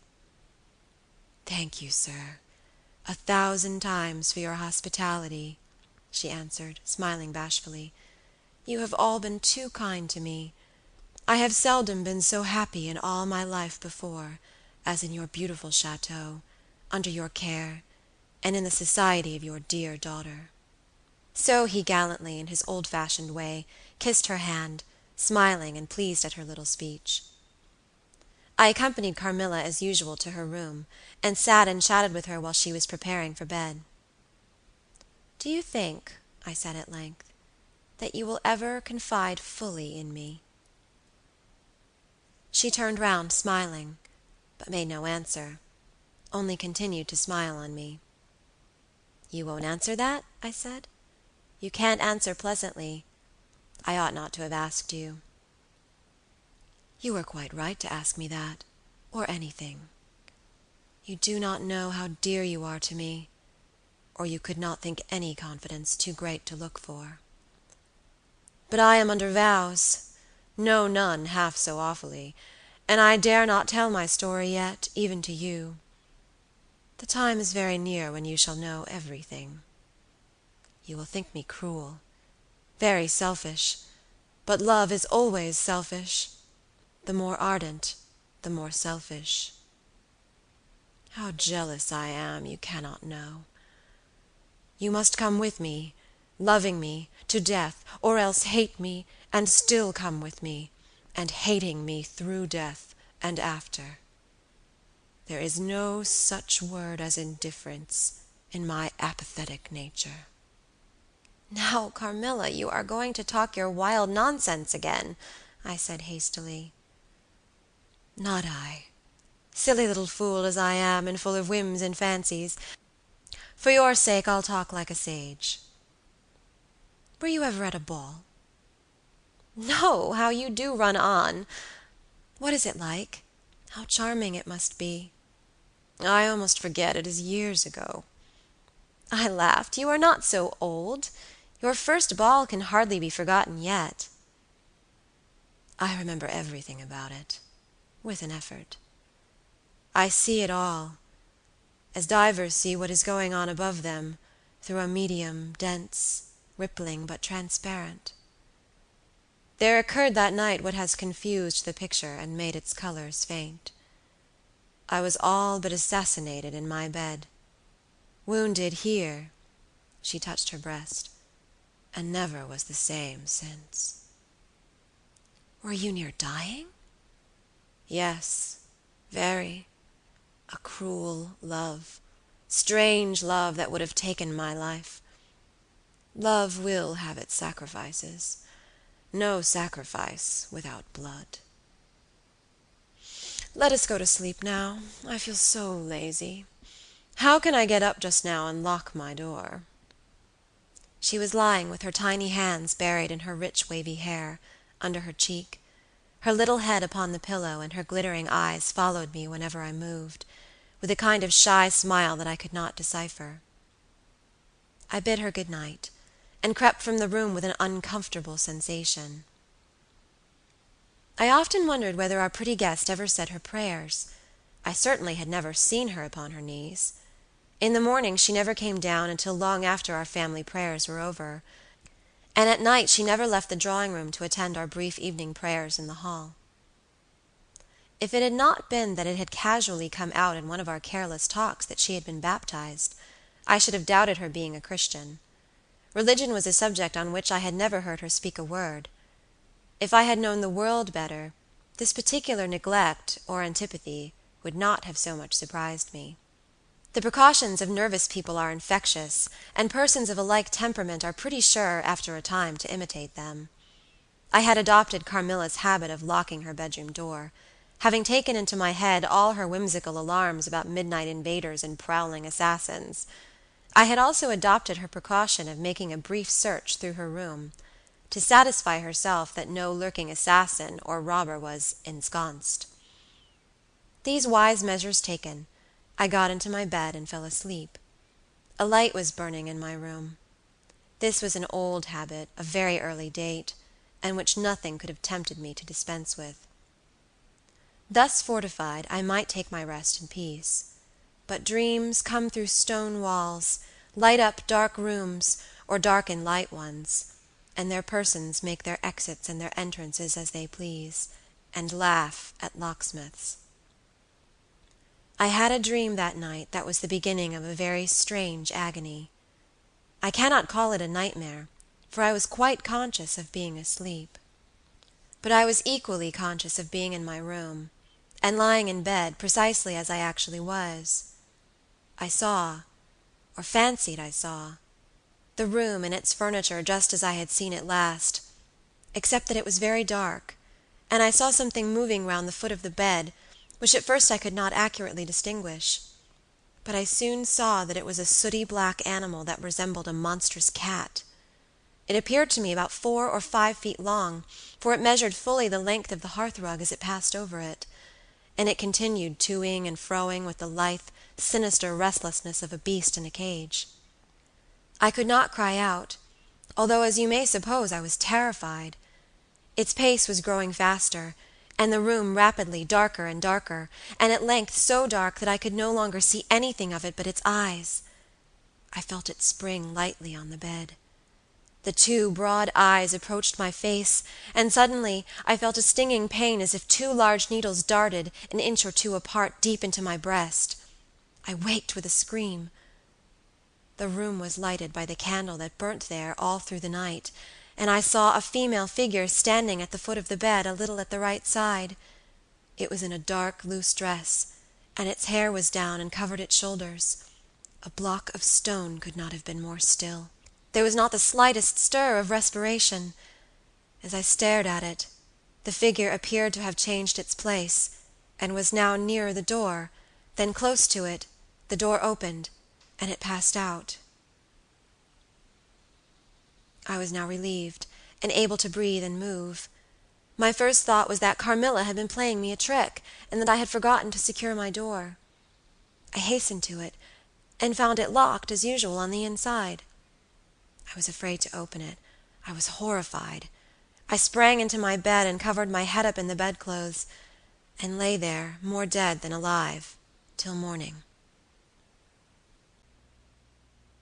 Chapter 7. Descending. It would be vain my attempting to tell you the horror with which, even now, I recall the occurrence of that night. It was no such transitory terror as a dream leaves behind it. It seemed to deepen by time, and communicated itself to the room and the very furniture that had encompassed the apparition. I could not bear next day to be alone for a moment. I should have told Papa, but for 2 opposite reasons.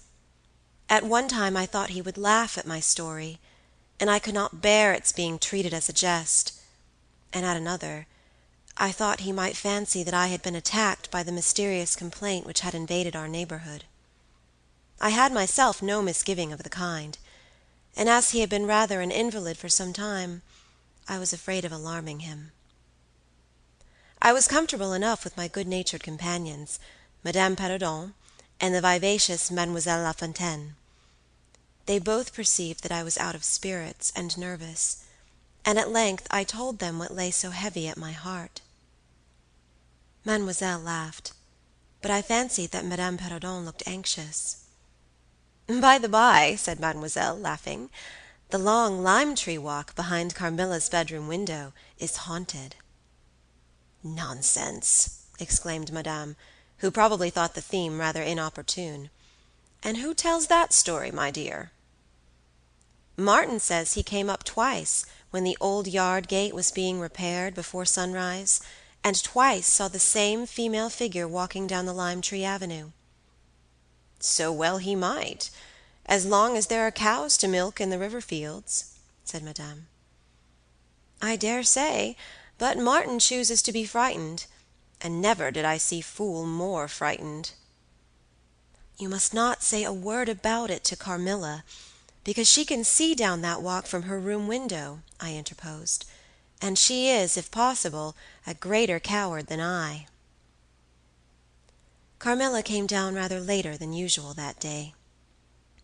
"I was so frightened last night," she said, so soon as we were together, "and I am sure I should have seen something dreadful if it had not been for that charm I bought from the poor little hunchback who I called such hard names. I had a dream of something black coming round my bed, and I awoke in perfect horror, and I really thought for some seconds I saw a dark figure near the chimney-piece. But I felt under my pillow for my charm, and the moment my fingers touched it, the figure disappeared, and I felt quite certain, only that I had it by me, that something frightful would have made its appearance, and perhaps throttled me as it did those poor people we heard of." "Well, listen to me," I began, and recounted my adventure, at the recital of which she appeared horrified. "And had you the charm near you?" she asked earnestly. "No, I had dropped it into a china vase in the drawing-room, but I shall certainly take it with me tonight, as you have so much faith in it. At this distance of time I cannot tell you, or even understand, how I overcame my horror so effectually as to lie alone in my room that night. I remember distinctly that I pinned the charm to my pillow. I fell asleep almost immediately, and slept even more soundly than usual all night. Next night I passed as well. My sleep was delightfully deep and dreamless. But I wakened with a sense of lassitude and melancholy, which, however, did not exceed a degree that was almost luxurious. "Well, I told you so," said Carmilla, when I described my night's sleep. "I had such delightful sleep myself last night. I pinned the charm to the breast of my nightdress. It was too far away the night before. I am quite sure it was all fancy, except the dreams. I used to think that evil spirits made dreams, but our doctor told me it is no such thing. Only a fever passing by, or some other malady, as they often do, he said, knocks at the door, and not being able to get in, passes on, with that alarm." "And what do you think the charm is?" said I. "It has been fumigated or immersed in some drug, and is an antidote against the malaria," she answered. "Then it acts only on the body?"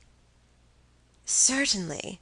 You don't suppose that evil spirits are frightened by bits of ribbon, or the perfumes of a druggist's shop?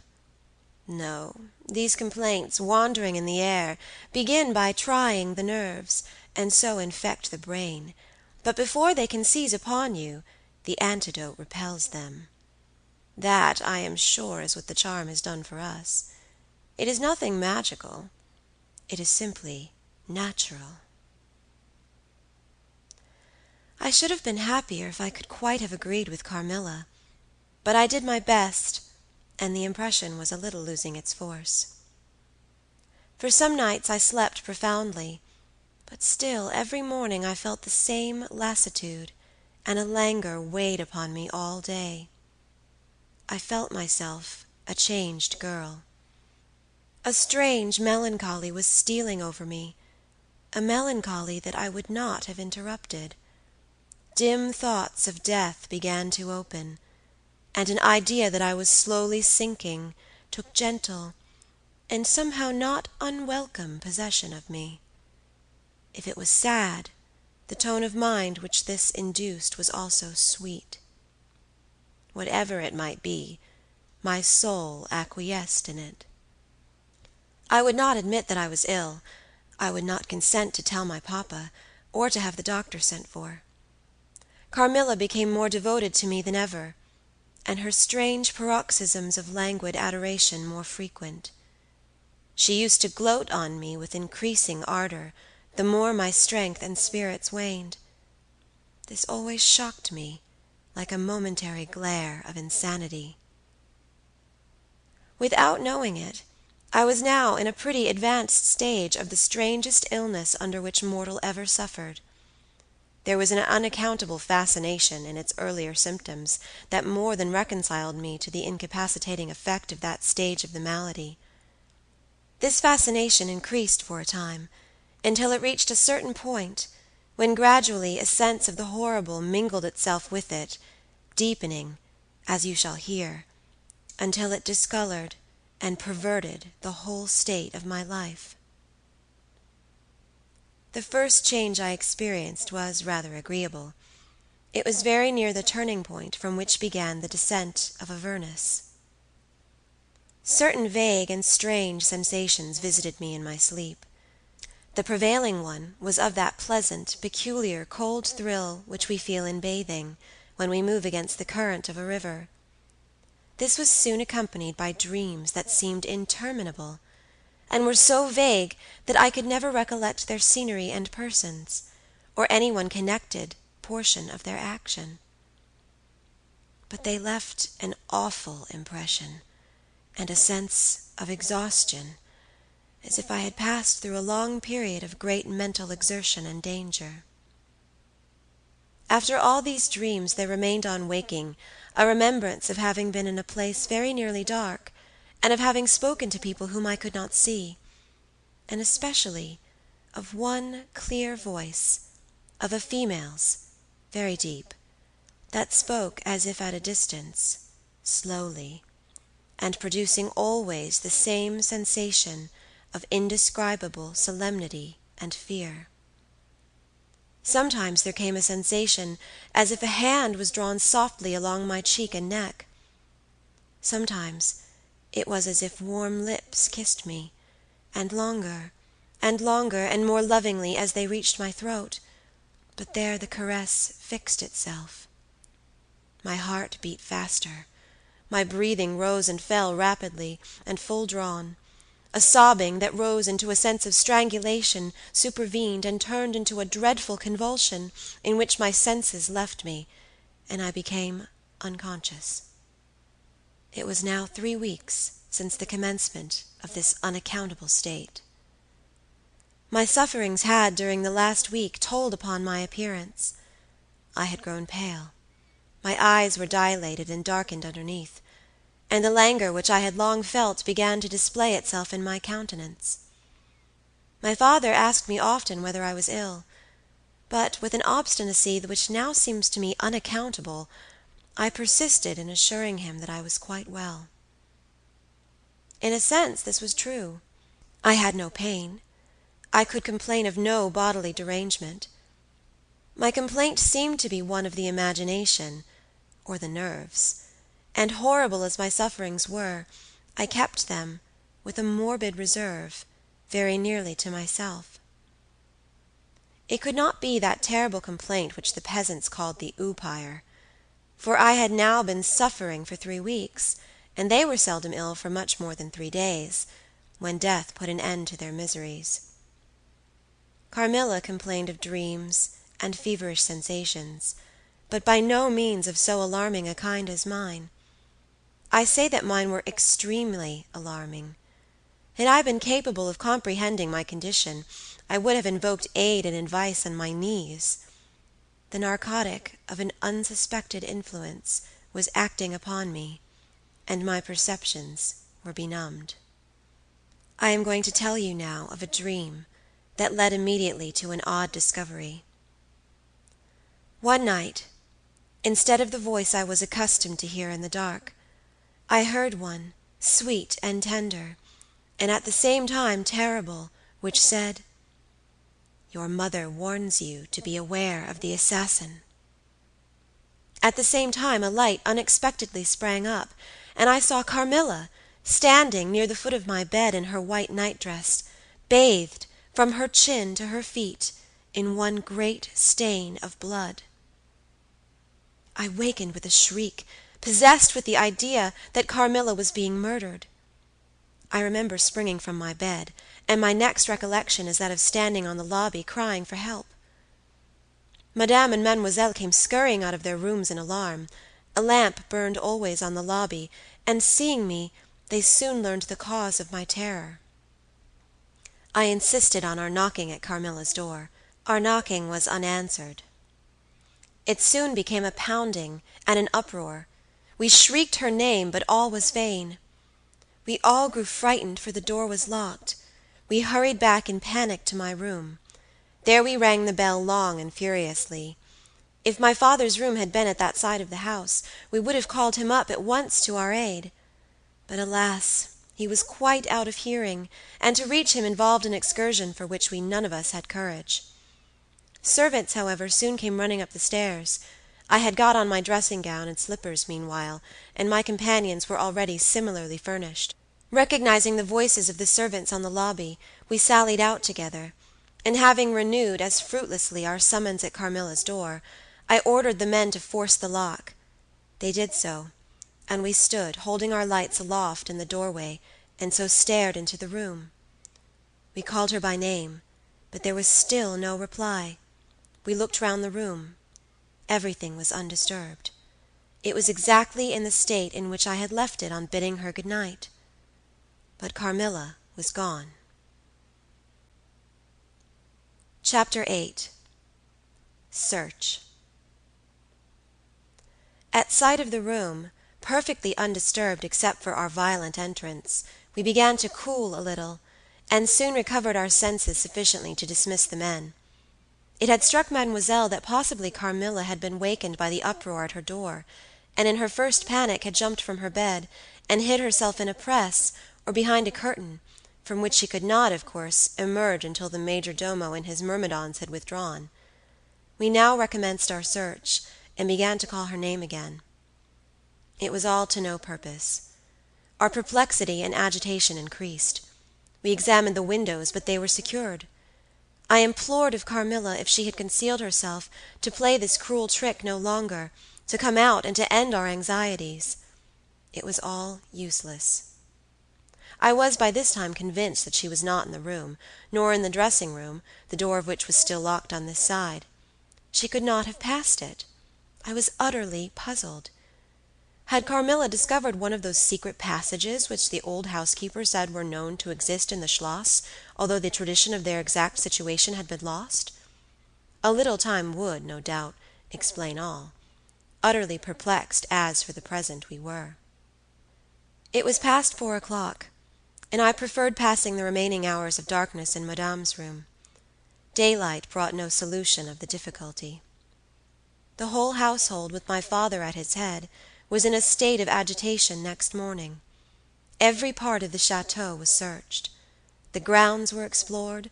No trace of the missing lady could be discovered. The stream was about to be dragged. My father was in distraction. What a tale to have to tell the poor girl's mother on her return! I, too, was almost beside myself, though my grief was of quite a different kind. The morning was passed in alarm and excitement. It was now 1:00, and still no tidings. I ran up to Carmilla's room, and found her standing at her dressing table. I was astounded. I could not believe my eyes. She beckoned to me with her pretty finger in silence. Her face expressed extreme fear. I ran to her in an ecstasy of joy. I kissed and embraced her again and again. I ran to the bell and rang it vehemently to bring others to the spot who might at once relieve my father's anxiety. "Dear Carmilla, what has become of you all this time? We have been in agonies of anxiety about you," I exclaimed. "Where have you been? How did you come back?" "Last night has been a night of wonders," she said. "For mercy's sake, explain all you can." "It was past 2 last night," she said, "when I went to sleep as usual in my bed, with my doors locked, that of the dressing room and that opening upon the gallery. My sleep was uninterrupted, and, so far as I know, dreamless. But I woke just now on the sofa in the dressing room there, and I found the door between the rooms open, and the other door forced. How could all this have happened without my being wakened? It must have been accompanied with a great deal of noise, and I am particularly easily wakened. And how could I have been carried out of my bed without my sleep having been interrupted, I whom the slightest stir startles?" By this time Madame, Mademoiselle, my father, and a number of the servants were in the room. Carmilla was of course overwhelmed with inquiries, congratulations, and welcomes. She had but one story to tell, and seemed the least able of all the party to suggest any way of accounting for what had happened. My father took a turn up and down the room, thinking. I saw Carmilla's eye follow him for a moment, with a sly, dark glance. When my father had sent the servants away, Mademoiselle having gone in search of a little bottle of valerian and sal volatile, and there being no one now in the room with Carmilla, except my father, Madame, and myself, he came to her thoughtfully, took her hand very kindly, and led her to the sofa and sat down beside her. "Will you forgive me, my dear, if I risk a conjecture and ask a question?" "Who can have better right?" she said.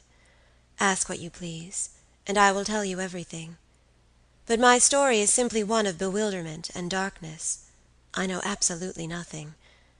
Put any question you please, but you know, of course, the limitations Mamma has placed me under." "Perfectly, my dear child. I need not approach the topics on which she desires our silence.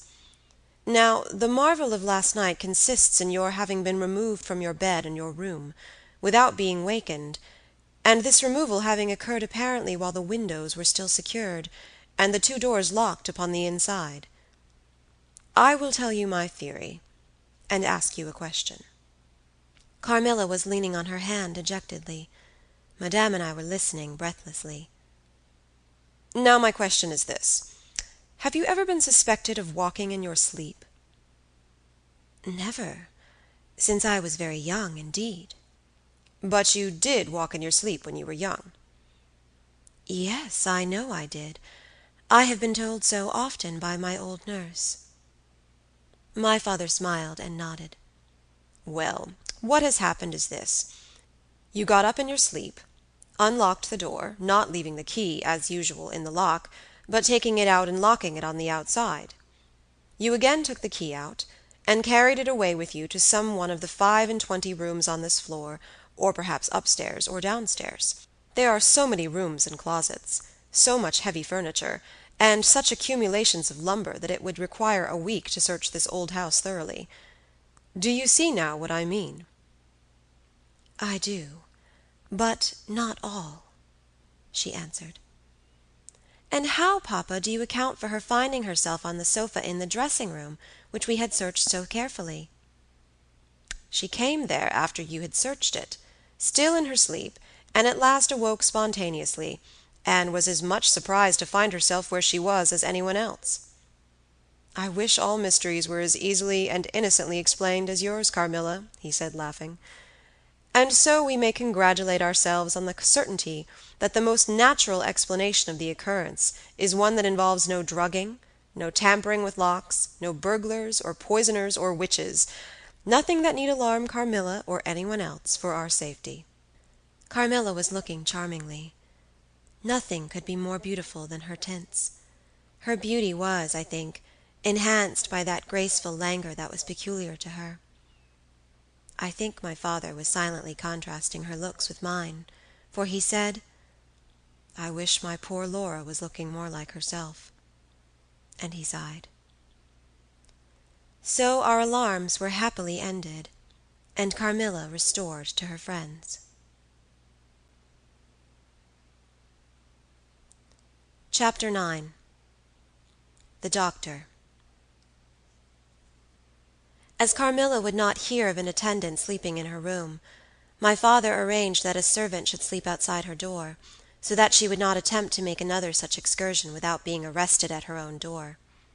That night passed quietly, and next morning early the doctor, whom my father had sent for without telling me a word about it, arrived to see me. Madame accompanied me to the library, and there the grave little doctor, with white hair and spectacles, whom I mentioned before, was waiting to receive me. I told him my story, and as I proceeded he grew graver and graver. We were standing, he and I, in the recess of one of the windows, facing one another. When my statement was over, he leaned with his shoulders against the wall, and with his eyes fixed on me earnestly, with an interest in which was a dash of horror. After a minute's reflection, he asked Madame if he could see my father. He was sent for accordingly, and as he entered, smiling, he said, I dare say, doctor, you are going to tell me that I am an old fool for having brought you here. I hope I am." But his smile faded into shadow as the doctor, with a very grave face, beckoned to him.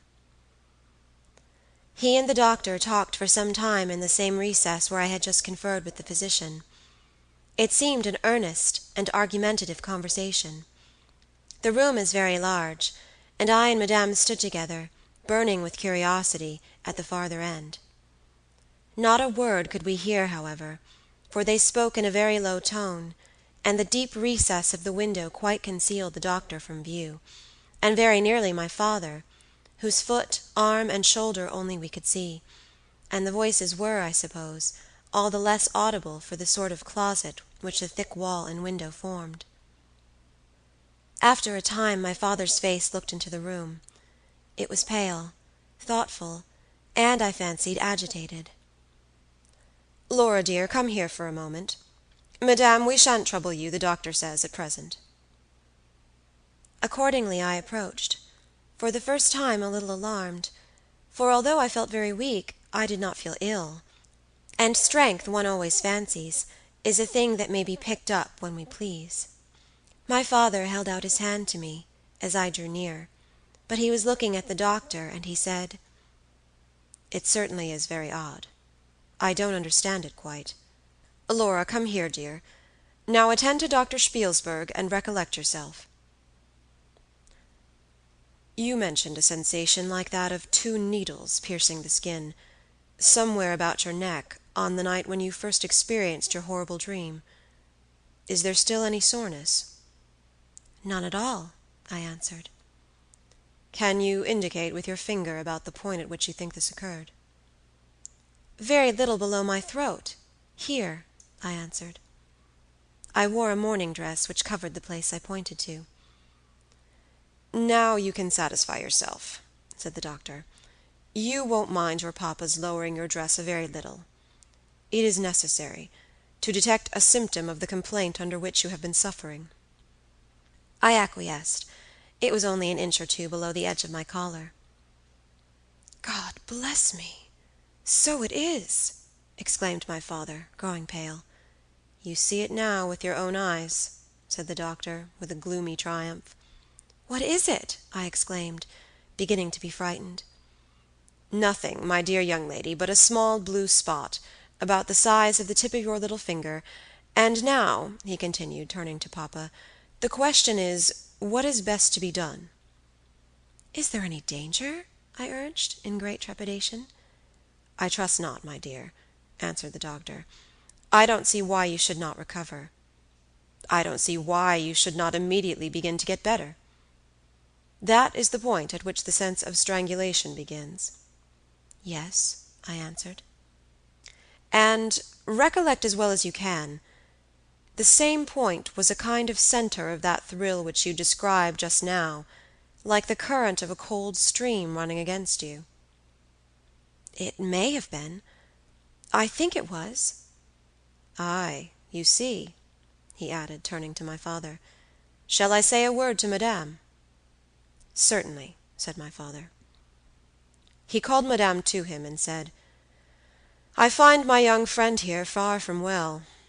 It won't be of any great consequence, I hope, but it will be necessary that some steps be taken, which I will explain by and by. But in the meantime, Madame, you will be so good as to not let Miss Laura be alone for one moment. That is the only direction I need give for the present. It is indispensable." "We may rely upon your kindness, Madame, I know," added my father. Madame satisfied him eagerly. "And you, dear Laura, I know you will observe the doctor's direction." "I shall have to ask your opinion upon another patient, whose symptoms slightly resemble those of my daughter, that have just been detailed to you, very much milder in degree, but I believe quite of the same sort. She is a young lady, our guest, but as you say you will be passing this way again this evening, you can't do better than take your supper here, and you can then see her. She does not come down till the afternoon." "I thank you," said the doctor. "I shall be with you, then, at about 7 this evening." And then they repeated their directions to me and Madame, and with this parting charge my father left us, and walked out with the doctor, and I saw them pacing together up and down between the road and the moat, on the grassy platform in front of the castle, evidently absorbed in earnest conversation. The doctor did not return. I saw him mount his horse there, take his leave, and ride away eastward through the forest. Nearly at the same time I saw the man arrive from Dranfield with the letters, and dismount and hand the bag to my father. In the meantime, Madame and I were both busy, lost in conjecture as to the reasons of the singular and earnest direction which the doctor and my father had concurred in imposing. Madame, as she afterwards told me, was afraid the doctor apprehended a sudden seizure, and that without prompt assistance I might either lose my life in a fit, or at least be seriously hurt. The interpretation did not strike me, and I fancied, perhaps luckily for my nerves, that the arrangement was prescribed simply to secure a companion, who would prevent my taking too much exercise, or eating unripe fruit, or doing any of the 50 foolish things to which young people are supposed to be prone. About half an hour after my father came in, he had a letter in his hand, and said, "This letter had been delayed. It is from General Spielsdorf. He might have been here yesterday. He may not come until tomorrow, or he may be here today." He put the letter into my hand, but he did not look pleased, as he used when a guest, especially one so much loved as the General, was coming. On the contrary, he looked as if he wished him at the bottom of the Red Sea. There was plainly something on his mind which he did not choose to divulge. "Papa, darling, will you tell me this?" said I, suddenly laying my hand on his arm, and looking, I am sure, imploringly in his face. "Perhaps," he answered, smoothing my hair caressingly over my eyes. "Does the doctor think me very ill?" "No, dear. He thinks, if right steps are taken, you will be quite well again, at least on the high road to a complete recovery in a day or two," he answered, a little dryly. "I wish our good friend, the General, had chosen any other time. That is, I wish you had been perfectly well to receive him." "But do tell me, papa," I insisted. "What does he think is the matter with me?" "Nothing. You must not plague me with questions," he answered, with more irritation than I ever remember him to have displayed before, and seeing that I looked wounded, I suppose, he kissed me and added, "You shall know all about it in a day or two. That is, all that I know. In the meantime you are not to trouble your head about it." He turned and left the room, but came back before I had done wondering and puzzling over the oddity of all this. It was merely to say that he was going to Karnstein, and had ordered the carriage to be ready at 12, and that I and Madame should accompany him. He was going to see the priest who lived near those picturesque grounds, upon business, and as Carmilla had never seen them, she could follow, when she came down, with Mademoiselle, who would bring materials for what you call a picnic, which might be laid for us in the ruined castle. At 12 o'clock, accordingly, I was ready, and not long after, my father, Madame, and I set out upon our projected drive. Passing the drawbridge, we turned to the right, and followed the road over the steep Gothic bridge, westward, to reach the deserted village and ruined castle of Karnstein. No sylvan drive can be fancied prettier. The ground breaks into gentle hills and hollows, all clothed with beautiful wood, totally destitute of the comparative formality which artificial planting and early culture and pruning impart. The irregularities of the ground often lead the road out of its course, and cause it to wind beautifully round the sides of broken hollows and the steeper sides of the hills, among varieties of ground almost inexhaustible. Turning one of these points, we suddenly encountered our old friend, the General, riding towards us, attended by a mounted servant. His portmanteaus were following in a hired wagon, such as we term a cart. The General dismounted as we pulled up, and after the usual greetings, was easily persuaded to accept the vacant seat in the carriage, and send his horse on with his servant to the Schloss.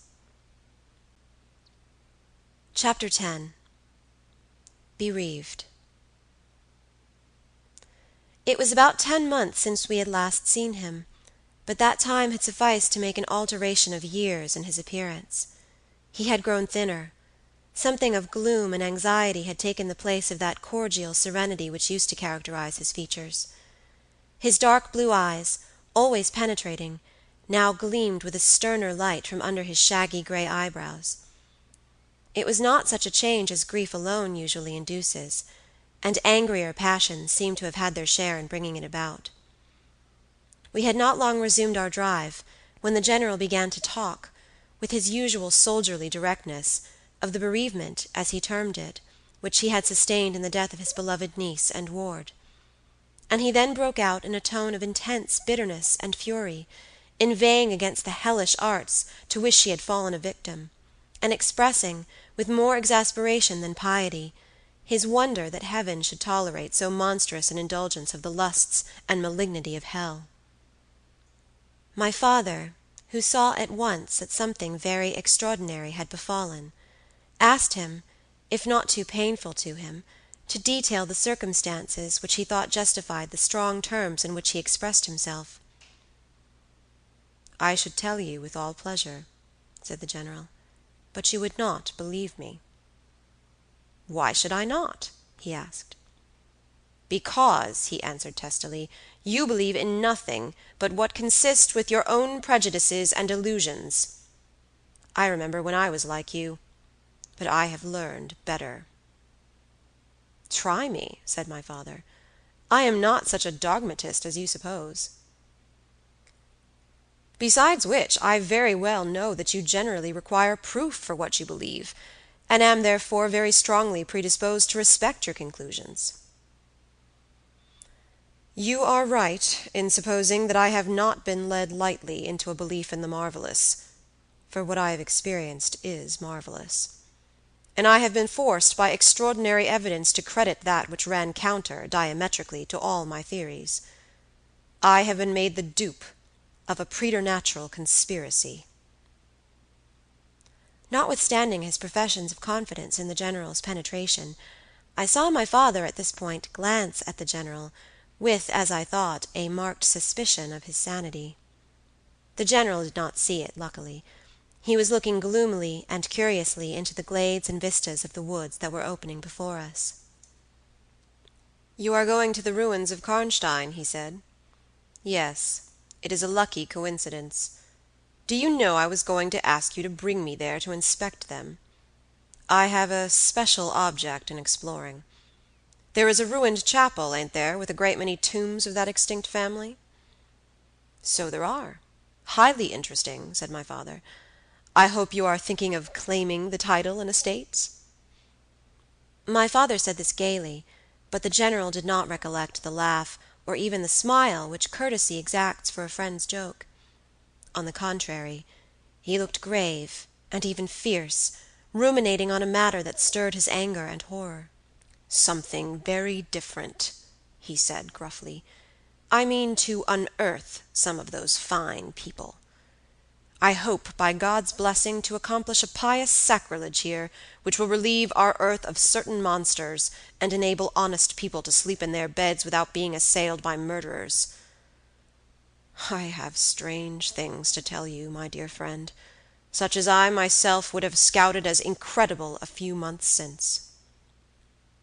My father looked at him again, but this time not with a glance of suspicion, with an eye rather of keen intelligence and alarm.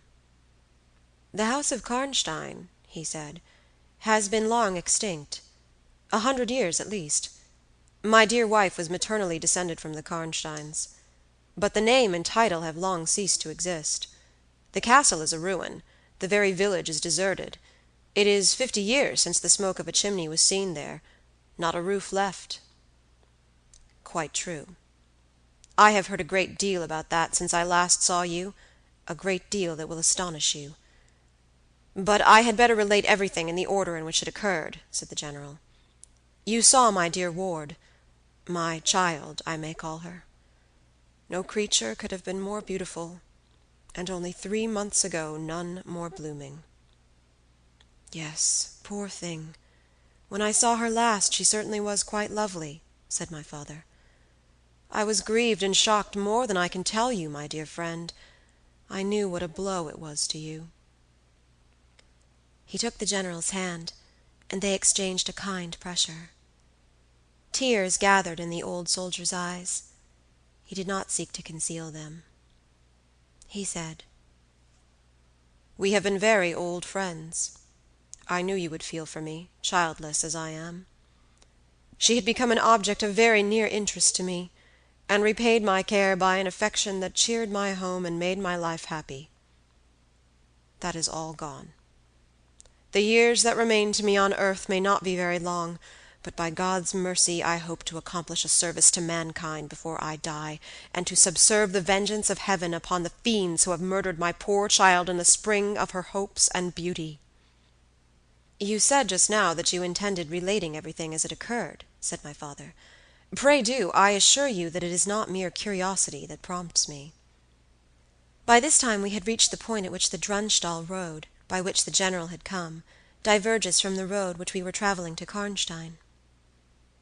"How far is it to the ruins?" inquired the General, looking anxiously forward. "About half a league," answered my father. "Pray, let us hear the story you were so good as to promise." Chapter 11.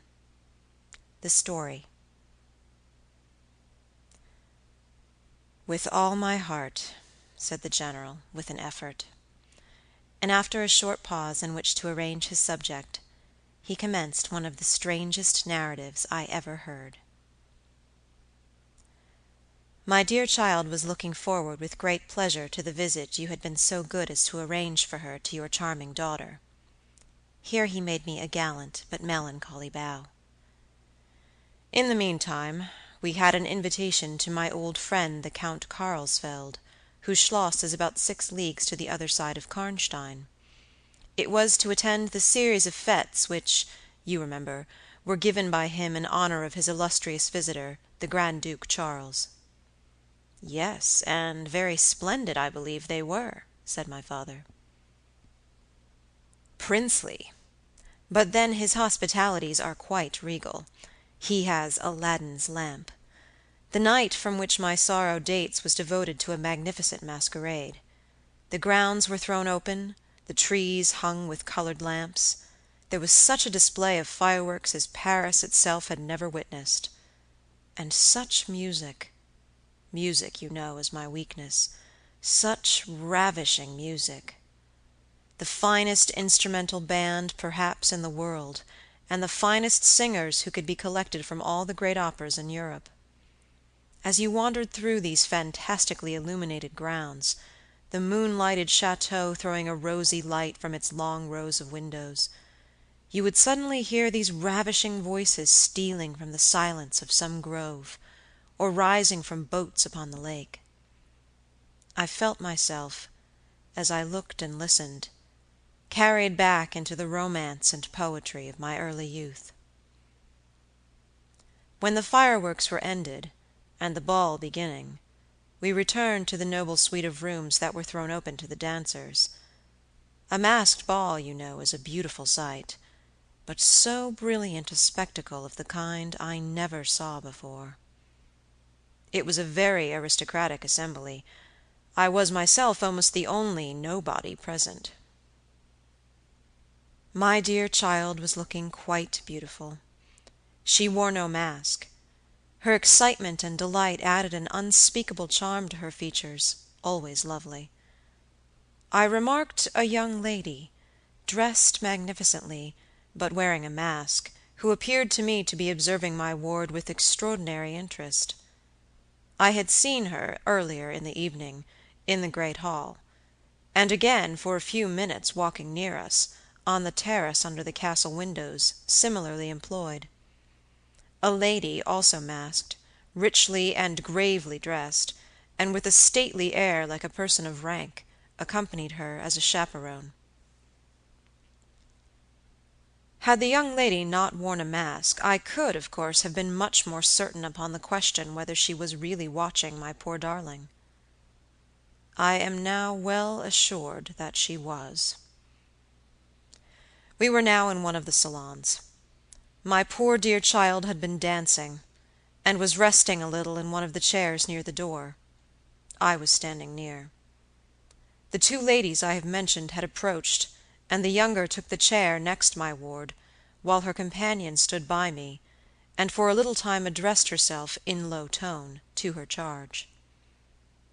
Availing herself of the privilege of her mask, she turned to me, and in the tone of an old friend, and calling me by name, opened a conversation with me, which piqued my curiosity a good deal. She referred to many scenes where she had met me, at court and at distinguished houses.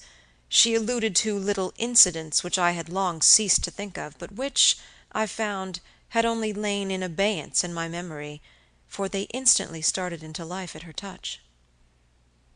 I became more and more curious to ascertain who she was every moment. She parried my attempts to discover very adroitly and pleasantly. The knowledge she showed of many passages in my life seemed to me all but unaccountable, and she appeared to take a not unnatural pleasure in foiling my curiosity, and in seeing me flounder in my eager perplexity from one conjecture to another. In the meantime, the young lady, whom her mother called by the odd name of Millarca, when she once or twice addressed her, had, with the same ease and grace, got into conversation with my ward. She introduced herself by saying that her mother was a very old acquaintance of mine.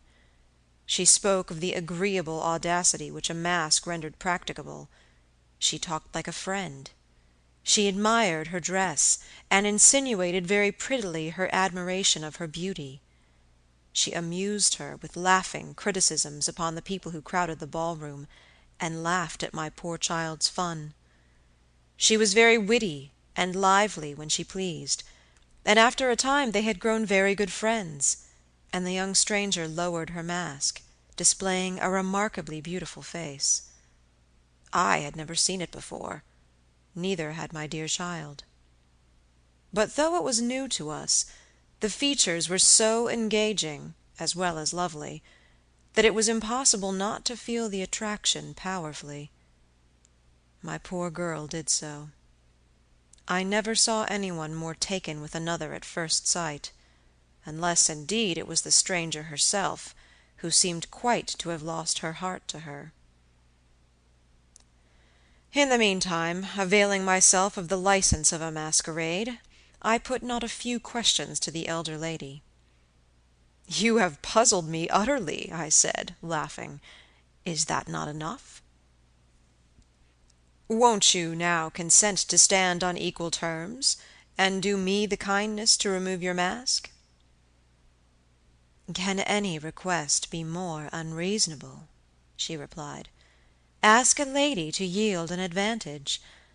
Besides, how do you know you should recognize me? Years make changes." "As you see," I said, with a bow, and I suppose a rather melancholy little laugh. "As philosophers tell us," she said. "And how do you know that a sight of my face would help you?" "I should take chance for that," I answered. "It is vain trying to make yourself out an old woman. Your figure betrays you." "Years, nevertheless, have passed since I saw you, rather since you saw me, for that is what I am considering. Millarca, there, is my daughter. I cannot then be young, even in the opinion of people whom time has taught to be indulgent, and I may not like to be compared with what you remember me. You have no mask to remove. You can offer me nothing in exchange." "My petition is to your pity to remove it." "And mine to yours to let it stay where it is," she replied. "Well, then, at least you will tell me whether you are French or German. You speak both languages so perfectly." "I don't think I shall tell you that, General. You intend a surprise, and are meditating the particular point of attack." "At all events, you won't deny this," I said, "that being honored by your permission to converse, I ought to know how to address you. Shall I say Madame la Comtesse?" She laughed, and she would no doubt have met me with another evasion, if indeed I can treat any occurrence in an interview every circumstance of which was prearranged, as I now believe, with the profoundest cunning, as liable to be modified by accident." "As to that," she began, but she was interrupted, almost as she opened her lips, by a gentleman, dressed in black, who looked particularly elegant and distinguished, with this drawback, that his face was the most deadly pale I ever saw, except in death. He was in no masquerade, in the plain evening dress of a gentleman, and he said, without a smile, but with a courtly and unusually low bow, "Will Madame la Comtesse permit me to say a very few words which may interest her?" The lady turned quickly to him, and touched her lip in a token of silence. She then said to me, "Keep my place for me, General. I shall return when I have said a few words." And with this injunction, playfully given, she walked a little aside with the gentleman in black, and talked for some minutes, apparently very earnestly. They then walked away slowly together in the crowd, and I lost them for some minutes. I spent the interval in cudgelling my brains for a conjecture as to the identity of the lady who seemed to remember me so kindly, and I was thinking of turning about and joining in the conversation between my pretty ward and the Countess's daughter, and trying whether, by the time she returned, I might not have a surprise in store for her, by having her name, title, chateau, and estates at my fingers' ends. But at this moment she returned, accompanied by the pale man in black, who said, "I shall return, and inform Madame la Comtesse when her carriage is at the door." He withdrew with a bow.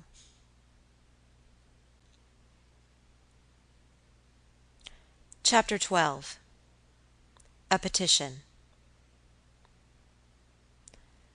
"Then we are to lose Madame la Comtesse, but I hope for only a few hours," I said, with a low bow. "It may be that only, or it may be a few weeks. It was very unlucky his speaking to me just now as he did. Do you now know me?"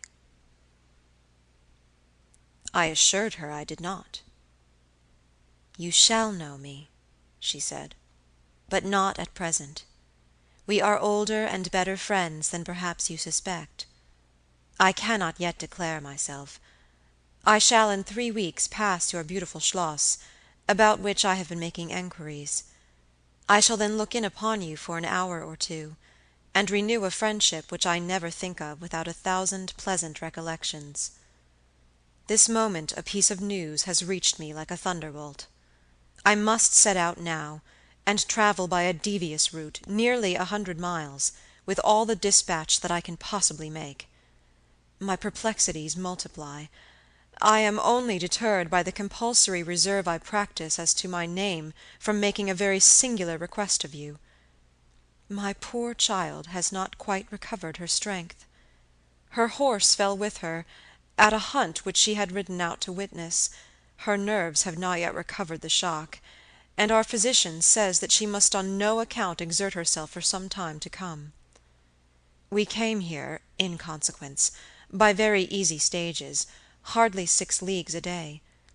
I must now travel day and night, on a mission of life and death, a mission the critical and momentous nature of which I shall be able to explain to you when we meet, as I hope we shall, in a few weeks, without the necessity of any concealment." She went on to make her petition, and it was in the tone of a person from whom such a request amounted to conferring, rather than seeking, a favor. This was only in manner, and, as it seemed, quite unconsciously. Than the terms in which it was expressed, nothing could be more deprecatory. It was simply that I would consent to take charge of her daughter during her absence. This was, all things considered, a strange, not to say an audacious request. She in some sort disarmed me, by stating and admitting everything that could be urged against it, and throwing herself entirely upon my chivalry. At the same moment, by a fatality that seems to have predetermined all that happened, my poor child came to my side, and in an undertone besought me to invite her new friend, Millarca, to pay us a visit. She had just been sounding her, and thought, if her mamma would allow her, she would like it extremely. At another time I should have told her to wait a little, until at least we knew who they were. But I had not a moment to think in. The two ladies assailed me together, and, I must confess, the refined and beautiful face of the young lady, about which there was something extremely engaging, as well as the elegance and fire of high birth, determined me, and quite overpowered I submitted, and undertook, too easily, the care of the young lady whom her mother called Millarca. The Countess beckoned to her daughter, who listened with grave attention while she told her, in general terms, how suddenly and peremptorily she had been summoned, and also of the arrangement she had made for her under my care, adding that I was one of her earliest and most valued friends. I made, of course, such speeches as the case seemed to call for, and found myself, on reflection, in a position which I did not half like. The gentleman in black returned, and very ceremoniously conducted the lady from the room. The demeanor of this gentleman was such as to impress me with the conviction that the Countess was a lady of very much more importance than her modest title alone might have led me to assume. Her last charge to me was that no attempt was to be made to learn more about her than I might have already guessed, until her return. Our distinguished host, whose guest she was, knew her reasons. "But here," she said, "neither I nor my daughter could safely remain for more than a day. I removed my mask imprudently for a moment, about an hour ago, and, too late, I fancied you saw me. So I resolved to seek an opportunity of talking a little to you. Had I found out that you had seen me, I would have thrown myself on your high sense of honor to keep my secret some weeks.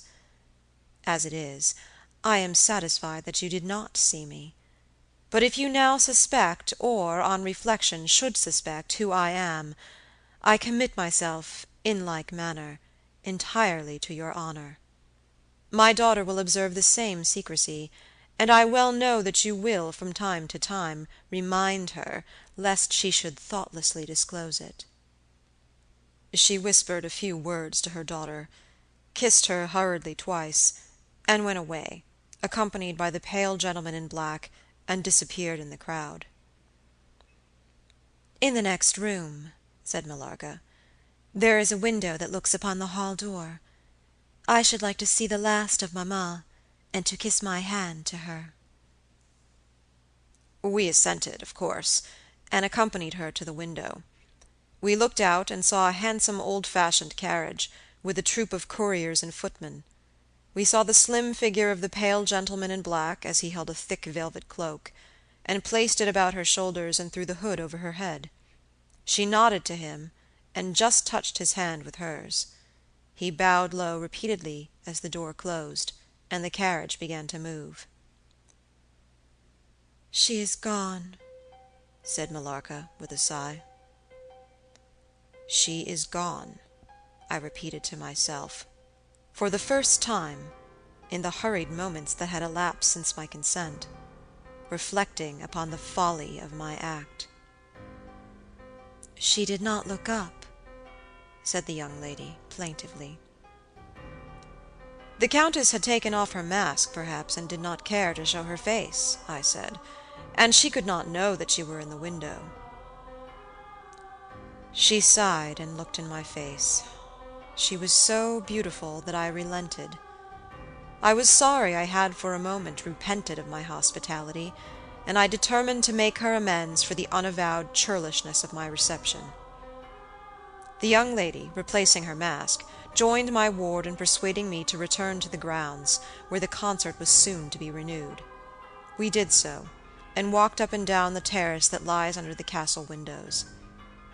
Millarca became very intimate with us, and amused us with lively descriptions and stories of most of the great people whom we saw upon the terrace.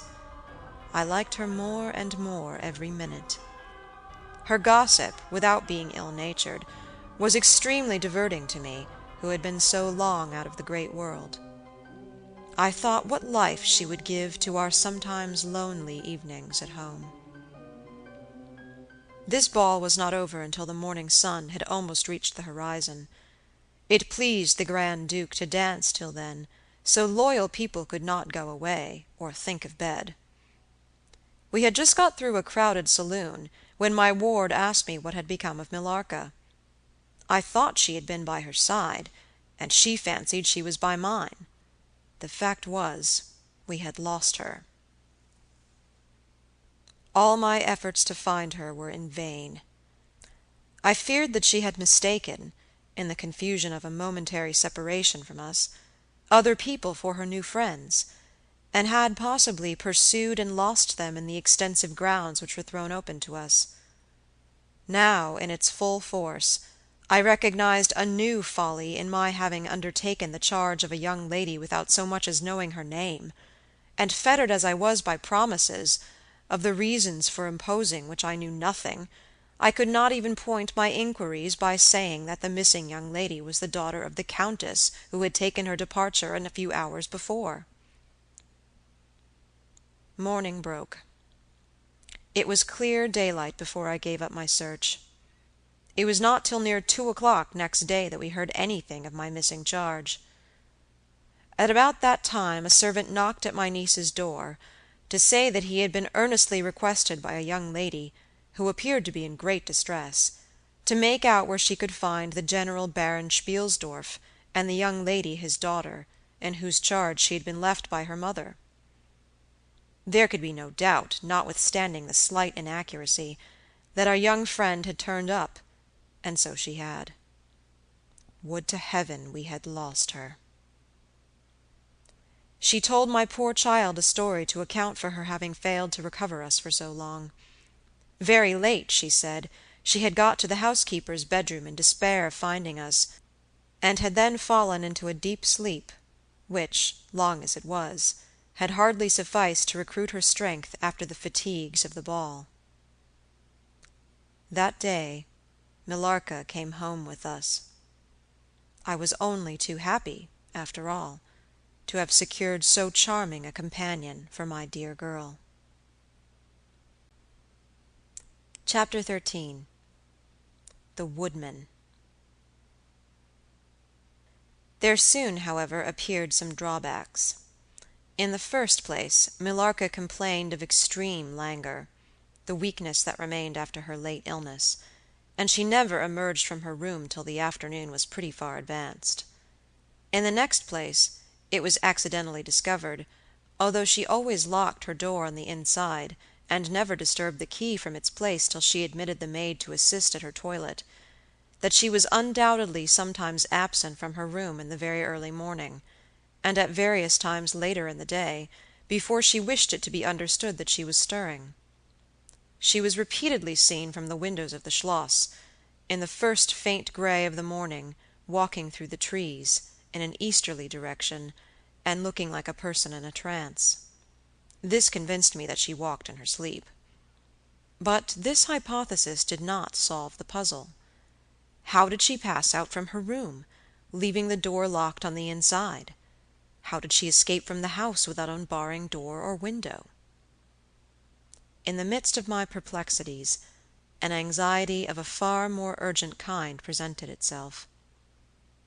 My dear child began to lose her looks and health, and that in a manner so mysterious and even horrible that I became thoroughly frightened.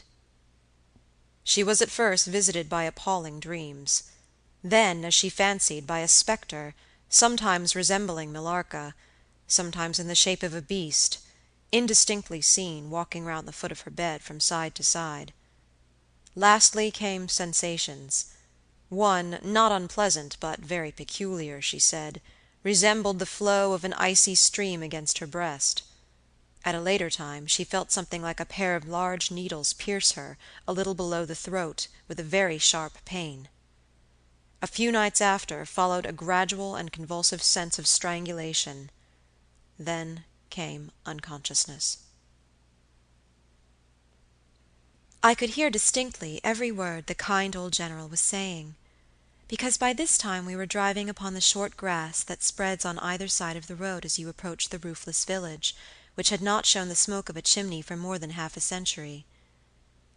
You may guess how strangely I felt as I heard my own symptoms so exactly described in those which had been experienced by the poor girl, who, but for the catastrophe which followed, would have been at that moment a visitor at my father's chateau.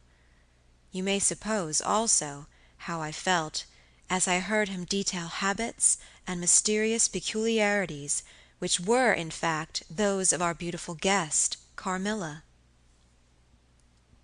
A vista opened in the forest. We were on a sudden under the chimneys and gables of the ruined village, and the towers and battlements of the dismantled castle, round which gigantic trees are grouped, overhung us from a slight eminence. In a frightened dream I got down from the carriage, and in silence, for we had each abundant matter for thinking, we soon mounted the ascent, and were among the spacious chambers, winding stairs, and dark corridors of the castle. "And this was once the palatial residence of the Karnsteins," said the old general at length, as from a great window he looked out across the village, and saw the wide undulating expanse of forest. "It was a bad family, and here its blood-stained annals were written," he continued. "It is hard that they should, after death, continue to plague the human race with their atrocious lusts. That is the chapel of the Karnsteins, down there." He pointed down to the grey walls of the Gothic building partly visible through the foliage, a little way down the steep. "And I hear the axe of a woodman," he added, "busy among the trees that surround it. He possibly may give us the information of which I am in search, and point out the grave of Mircalla, Countess of Karnstein.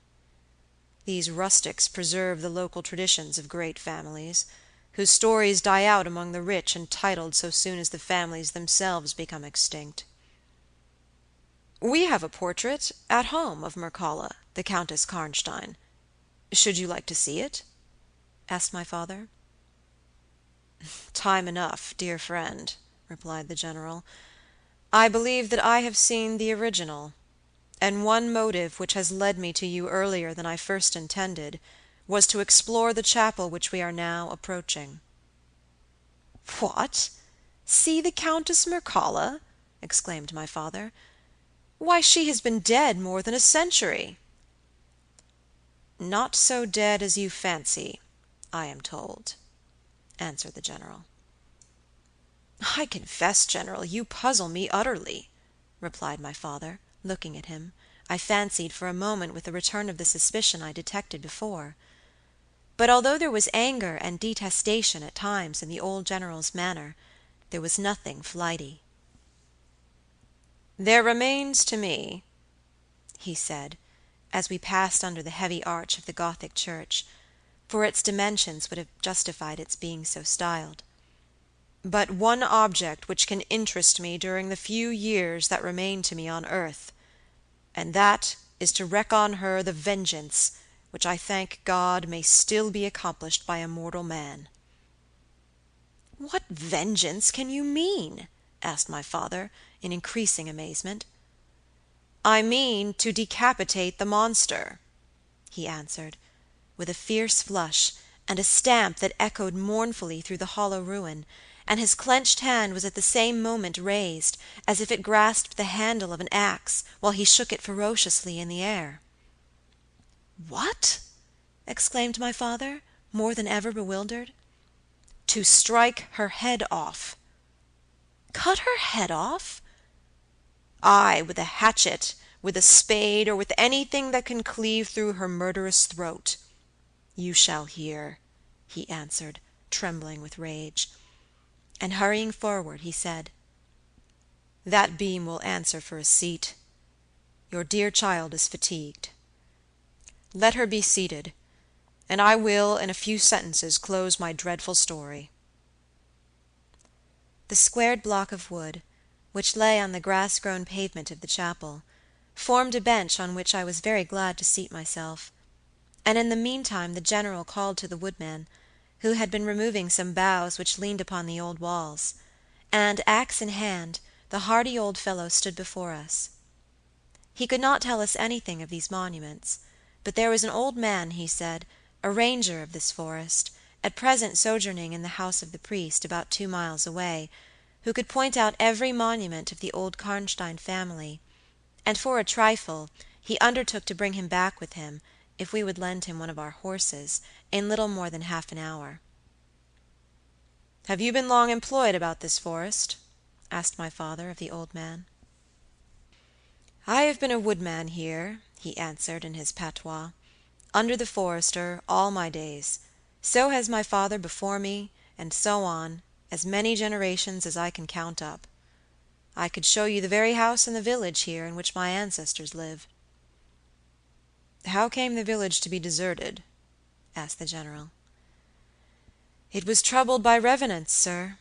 Several were tracked to their graves, there detected by the usual tests, and extinguished in the usual way, by decapitation, by the stake, and by burning, but not until many of the villagers were killed. But after all these proceedings according to law," he continued, "so many graves opened and so many vampires deprived of their horrible animation, the village was not relieved. But a Moravian nobleman, who happened to be traveling this way, heard how matters were, and being skilled, as many people are in his country, in such affairs, he offered to deliver the village from its tormentor. He did so thus. There being a bright moon that night, he ascended, shortly after sunset, the towers of the chapel here, from whence he could distinctly see the churchyard beneath him. You can see it from that window. From this point he watched until he saw the vampire come out of his grave, and place near it the linen clothes in which he had been folded, and then glide away towards the village to plague its inhabitants. The stranger, having seen all this, came down from the steeple, took the linen wrappings of the vampire, and carried them up to the top of the tower, which he again mounted.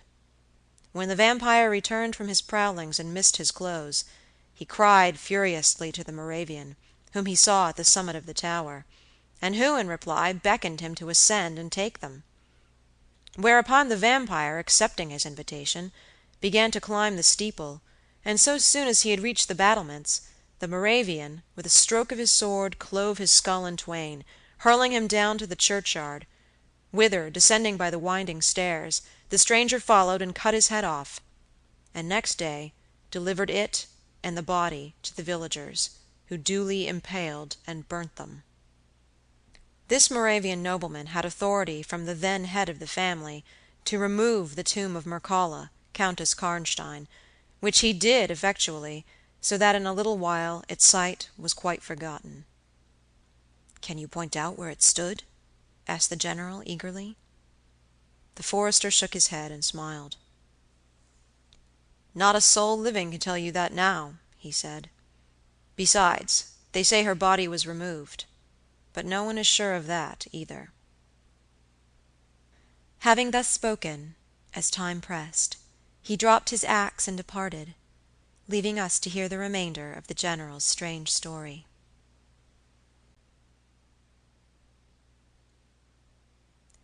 Chapter 14.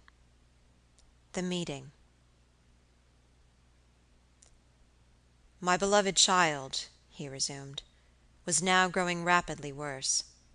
The physician who attended her had failed to produce the slightest impression on her disease, for such I then supposed it to be.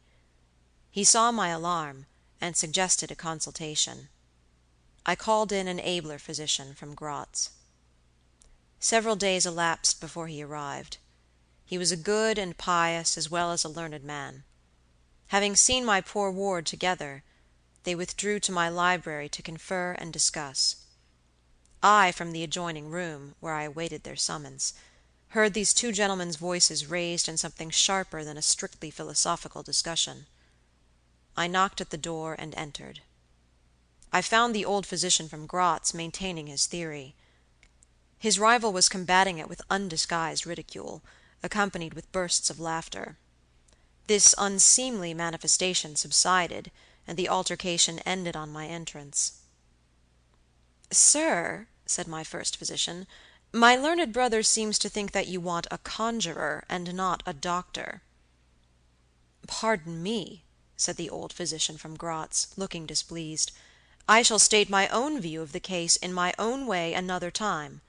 I grieve, Monsieur le Général, that by my skill and science I can be of no use. Before I go, I shall do myself the honor to suggest something to you." He seemed thoughtful, and sat down at a table and began to write. Profoundly disappointed, I made my bow, and as I turned to go the other doctor pointed over his shoulder to his companion, who was writing, and then with a shrug significantly touched his forehead. This consultation, then, left me precisely where I was. I walked out into the grounds, all but distracted. The doctor from Gratz in 10 or 15 minutes overtook me. He apologized for having followed me, but said that he could not conscientiously take his leave without a few words more.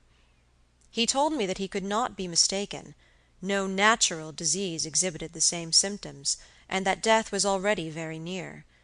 There remained, however, a day, or possibly 2, of life. If the fatal seizure were at once arrested, with great care and skill her strength might possibly return; but all hung now upon the confines of the irrevocable. One more assault might extinguish the last spark of vitality which is every moment ready to die. "And what is the nature of the seizure you speak of?" I entreated.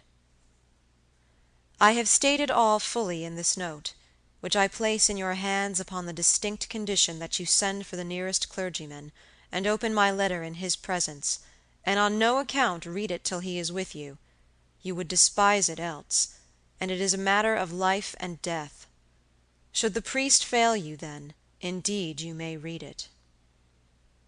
He asked me, before taking his leave finally, whether I would wish to see a man curiously learned upon the very subject, which, after I had read his letter, would probably interest me above all others, and he urged me earnestly to invite him to visit him there, and so took his leave. The ecclesiastic was absent, and I read the letter by myself. At another time or in another case it might have excited my ridicule. But into what quackeries will not people rush for a last chance, where all accustomed means have failed, and the life of a beloved object is at stake? Nothing, you will say, could be more absurd than the learned man's letter. It was monstrous enough to have consigned him to a madhouse. He said that the patient was suffering from the visits of a vampire. The punctures which she described as having occurred near the throat were, he insisted, the insertion of those 2 long, thin, and sharp teeth which, it is well known, are peculiar to vampires, and there could be no doubt, he added, as to the well-defined presence of the small livid mark which all concurred in describing as that induced by the demon's lips, and every symptom described by the sufferer was in exact conformity with those recorded in every case of a similar visitation. Being myself wholly skeptical as to the existence of any such portent as the vampire, the supernatural theory of the good doctor furnished, in my opinion, but another instance of learning and intelligence oddly associated with some one hallucination. I was so miserable, however, that rather than try nothing, I acted upon the instructions of the letter. I concealed myself in the dark dressing-room that opened upon the poor patient's room, in which a candle was burning, and watched there till she was fast asleep.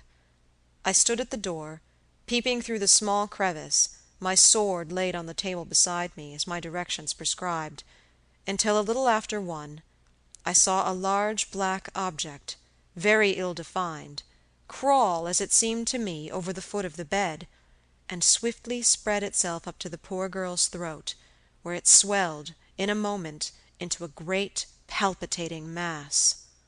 For a few moments I had stood petrified. I now sprang forward with my sword in my hand. The black creature suddenly contracted towards the foot of the bed, glided over it, and standing on the floor about a yard below the foot of the bed, with a glare of skulking ferocity and horror fixed on me, I saw Millarca. Speculating I know not what, I struck at her instantly with my sword, but I saw her standing near the door, unscathed. Horrified, I pursued and struck again. She was gone, and my sword flew to shivers against the door.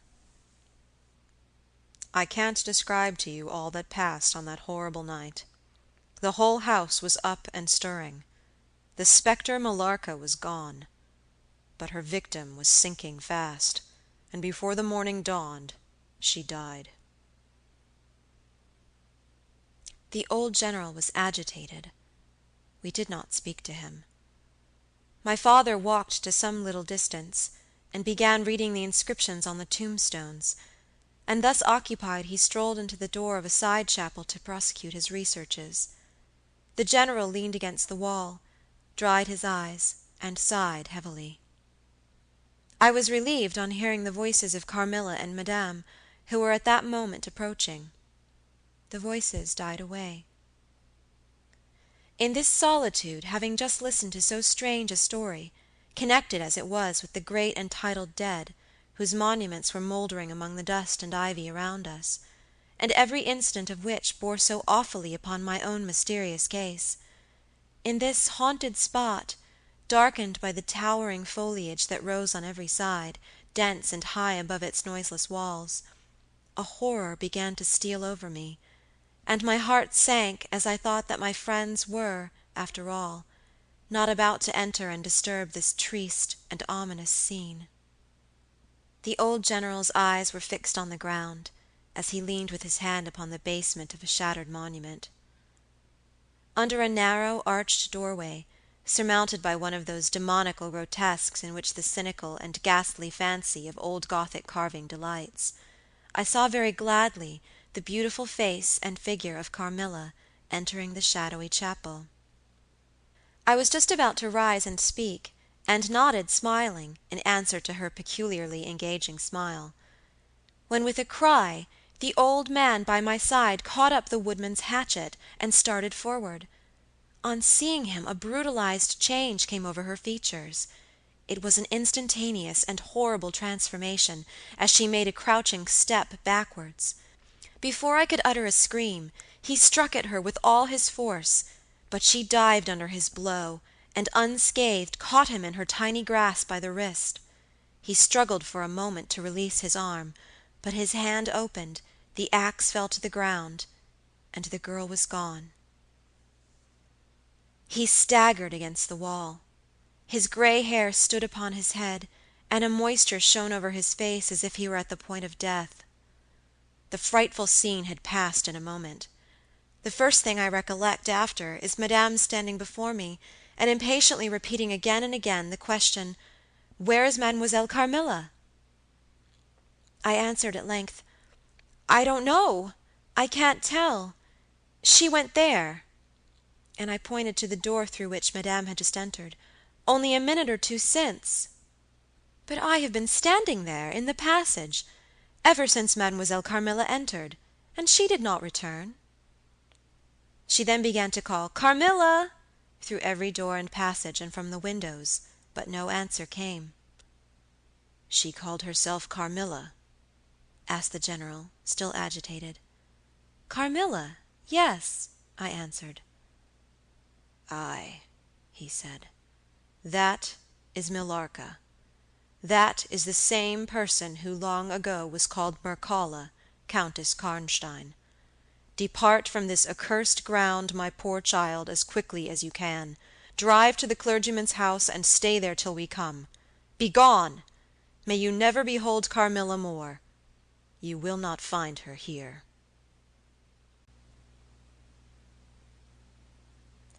Chapter 15. Ordeal and Execution. As he spoke, one of the strangest-looking men I ever beheld entered the chapel at the door through which Carmilla had made her entrance and her exit. He was tall, narrow-chested, stooping, with high shoulders, and dressed in black. His face was brown, and dried in with deep furrows. He wore an oddly shaped hat with a broad leaf. His hair, long and grizzled, hung on his shoulders. He wore a pair of gold spectacles, and walked slowly, with an odd, shambling gait, with his face sometimes turned up to the sky, and sometimes bowed down towards the ground, seemed to wear a perpetual smile. His long, thin arms were swinging, and his lank hands, in old black gloves, ever so much too wide for them, waving and gesticulating in utter abstraction. "The very man!" exclaimed the General, advancing with manifest delight. "My dear Baron, how happy I am to see you! I had no hope of meeting you so soon." He signed to my father, who had by this time returned, and leading the fantastic old gentleman, whom he called the Baron, to meet him. He introduced him formally, and they at once entered into earnest conversation. The stranger took a roll of paper from his pocket, and spread it on the worn surface of a tomb that stood by. He had a pencil case in his fingers, with which he traced imaginary lines from point to point on the paper, which from their often glancing from it together at certain points of the building, I concluded to be a plan of the chapel. He accompanied what I may term his lecture with occasional readings from a dirty little book, whose yellow leaves were closely written over. They sauntered together down the side aisle, opposite to the spot where I was standing, conversing as they went. Then they began measuring distances by paces, and finally they all stood together, facing a piece of the side wall, which they began to examine with great minuteness, pulling off the ivy that clung over it, and rapping the plaster with the ends of their sticks, scraping here and knocking there. At length they ascertained the existence of a broad marble tablet, with letters carved in relief upon it. With the assistance of the woodman, who soon returned, a monumental inscription and carved escutcheon were disclosed. They proved to be those of the long-lost monument of Mircalla, Countess Karnstein. The old General, though not, I fear, given to the praying mood, raised his hands and eyes to heaven in mute thanksgiving for some moments. "Tomorrow," I heard him say, "the commissioner will be here, and the inquisition will be held according to law." Then turning to the old man with the gold spectacles, whom I have described, he shook him warmly by both hands and said, "Baron, how can I thank you? How can we all thank you? You will have delivered this region from a plague that has scourged its inhabitants for more than a century. The horrible enemy, thank God, is at last tracked." My father led the stranger aside, and the General followed. I know that he had led them out of hearing, that he might relate my case, and I saw them glance often quickly at me as the discussion proceeded.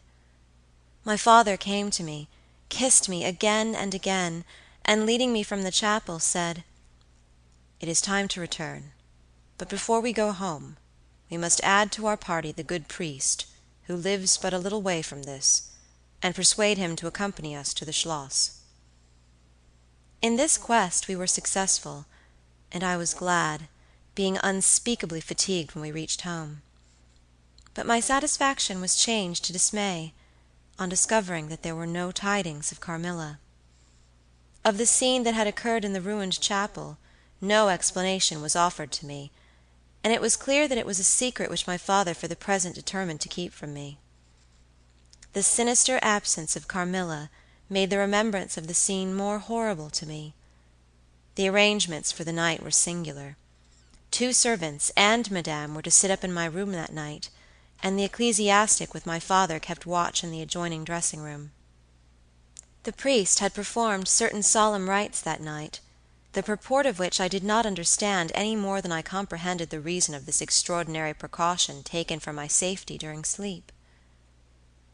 I saw all clearly a few days later. The disappearance of Carmilla was followed by the discontinuance of my nightly sufferings.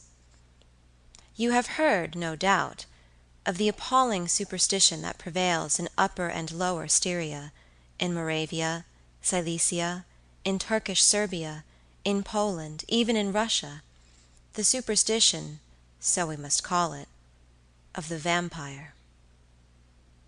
If human testimony, taken with every care and solemnity, judicially, before commissions innumerable, each consisting of many members, all chosen for integrity and intelligence, and constituting reports more voluminous perhaps than exist upon any one other class of cases, is worth anything, it is difficult to deny, or even to doubt the existence of such a phenomenon as the vampire.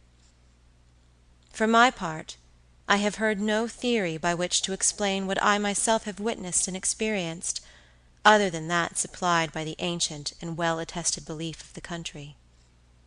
The next day the formal proceedings took place in the chapel of Karnstein.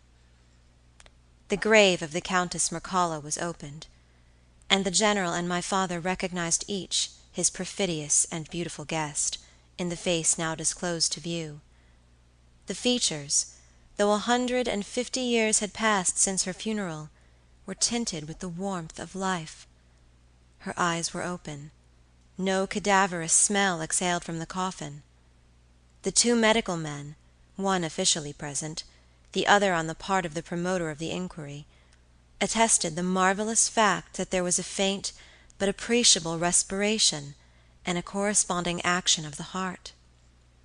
The limbs were perfectly flexible, the flesh elastic, and the leaden coffin floated with blood, in which to a depth of 7 inches the body lay immersed.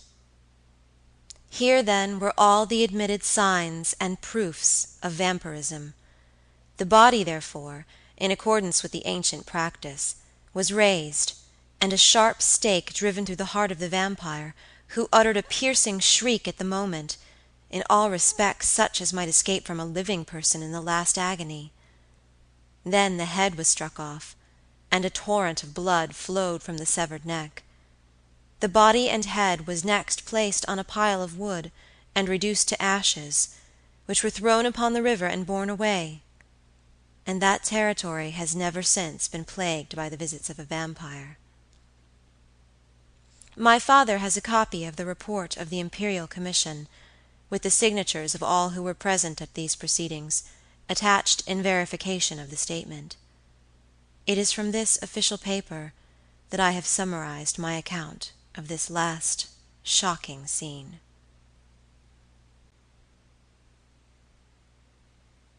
Chapter 16. Conclusion. I write all this, you suppose, with composure, but far from it. I cannot think of it without agitation. Nothing but your earnest desire, so repeatedly expressed, could have induced me to sit down to a task that has unstrung my nerves for months to come, and re-induced a shadow of the unspeakable horror which years after my deliverance continued to make my days and nights dreadful, and solitude insupportably terrific. Let me add a word or two about that quaint Baron Vordenburg, to whose curious lore we were indebted for the discovery of the Countess Mircalla's grave. He had taken up his abode in Gratz, where, living upon a mere pittance, which was all that remained to him of the once princely estates of his family in Upper Styria, he devoted himself to the minute and laborious investigation of the marvelously authenticated tradition of vampirism. He had at his fingers' ends all the great and little works upon the subject. Magia Postuma, Phlegon de Mirabilibus, Augustinus de Cura Pro Mortuis, Philosophicae et Christianae Cogitationes de Vampiris, by John Christopher Herenberg, and 1,000 others, among which I remember only a few of those which he lent to my father. He had a voluminous digest of all the judicial cases, from which he had extracted a system of principles that appear to govern, some always and others occasionally only, the condition of the vampire. I may mention, in passing, that the deadly pallor attributed to that sort of revenants is a mere melodramatic fiction. They present in the grave, and when they show themselves in human society, the appearance of healthy life. When disclosed to light in their coffins, they exhibit all the symptoms that are enumerated as those which proved the vampire life of the long-dead Countess Karnstein. How they escape from their graves, and return to them for certain hours every day, without displacing the clay or leaving any trace of disturbance in the state of the coffin or the cerements, has always been admitted to be utterly inexplicable. The amphibious existence of the vampire is sustained by daily renewed slumber in the grave. Its horrible lust for living blood supplies the vigor of its waking existence. The vampire is prone to be fascinated with an engrossing vehemence, resembling the passion of love, by particular persons. In pursuit of these, it will exercise inexhaustible patience and stratagem, for access to a particular object may be obstructed in 100 ways. It will never desist until it has satiated its passion, and drained the very life of its coveted victim.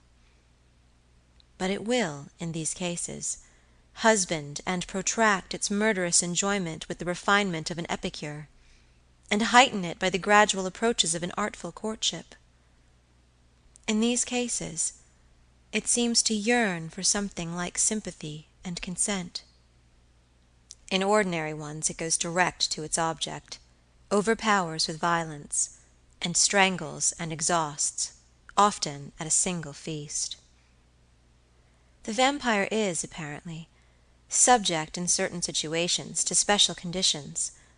In the particular instance of which I have given you a relation, Mircalla seemed to be limited to a name which, if not her real one, should at least reproduce, without the omission or addition of a single letter, those, as we say anagrammatically, which compose it.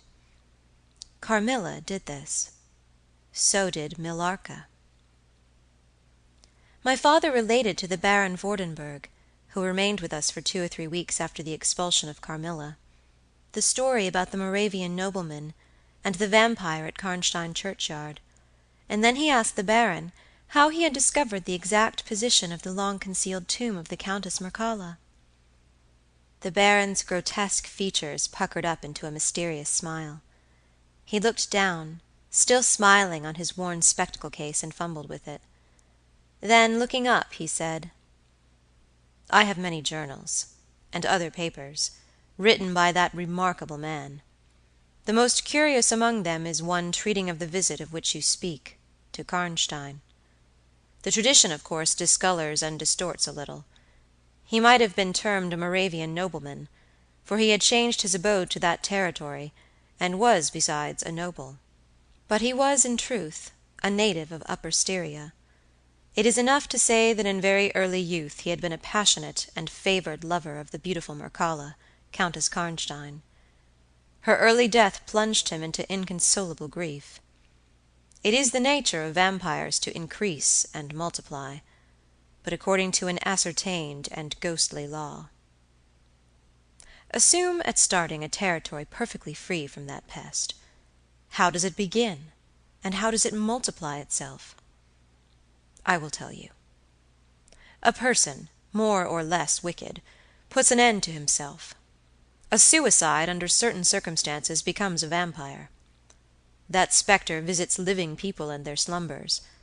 They die, and, almost invariably, in the grave develop into vampires. This happened in the case of the beautiful Mircalla, who was haunted by one of those demons. My ancestor, Vordenburg, whose title I still bear, soon discovered this, and in the course of the studies to which he devoted himself, learned a great deal more. Among other things, he concluded that suspicion of vampirism would probably fall, sooner or later, upon the dead countess, who in life had been his idol. He conceived a horror, be she what she might, of her remains being profaned by the outrage of a posthumous execution.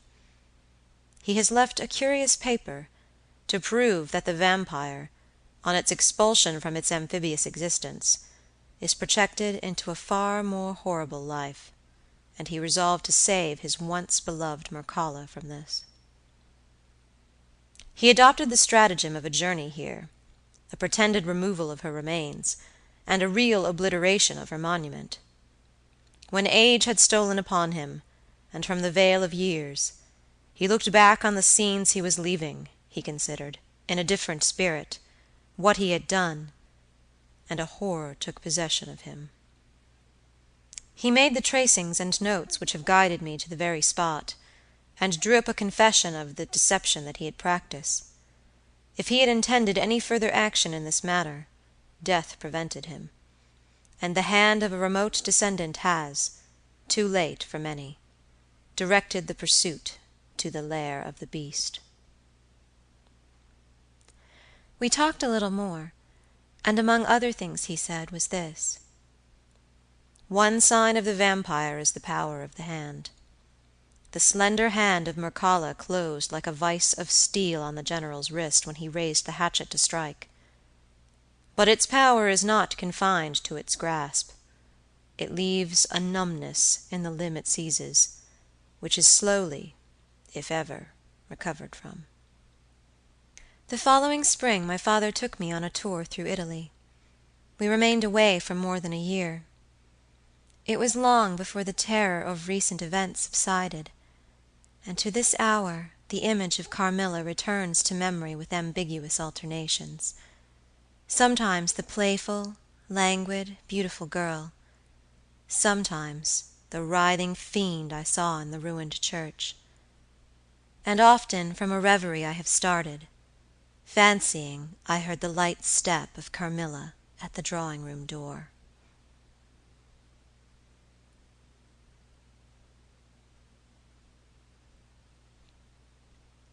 End of Carmilla.